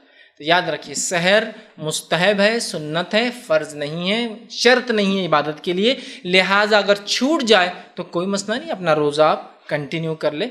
یہ الگ بات ہے کہ آپ کو صحت نہیں ہے، حالت نہیں ہے، تندرستی نہیں ہے، یا ایسی بیماری ہے کہ 12 گھنٹے تو بھوکے رہ سکتے لیکن 18 گھنٹے نہیں رہ سکتے نا، رات میں کھانا کھا کے سو عشاء کے بعد، اور کل کھائیں گے عشاء کے وقت 7 بجے، تو بہت لمبا وقت ہو رہا ہے نا 18 گھنٹے، تو وہ ایک الگ چیز ہے۔ لیکن اگر اللہ نے صحت، توانائی، تندرستی دی ہے تو کوئی ضرورت نہیں اگر سحر چھوٹ جائے۔ لیکن میں ہرگز یہ نہیں کہہ رہا ہوں سحر چھوڑیے، سحر کرنا بہت اچھا عمل ہے۔ آپ صلی اللہ علیہ وسلم نے کہا کہ اللہ تعالیٰ جو ہے سحر میں برکت رکھی ہے اور سحر کے بڑے فائدے جو ہے بتائے گئے، ٹھیک ہے؟ تو لہٰذا آپ سحر ضرور کریں، اس میں کوئی مسئلہ نہیں، لیکن چھوٹ جائے تو کوئی مسئلہ نہیں، آپ جو ہے روزے کو کنٹینیو کریں، سحر کوئی شرط نہیں ہے یا کنڈیشن نہیں ہے۔ السلام علیکم فیض بھائی، یہ جو روزے کے ٹائم ٹیبل ہے نا، تو اب یہ روزے میں جو ایک دن کا فرق آیا، سمجھا کل یمن میں پہلا روزہ تھا، آج سعودی میں پہلا روزہ ہے، کل یہاں پر پہلا روزہ ہے، تو ابھی اس میں کیسا رہیں گا ٹائم؟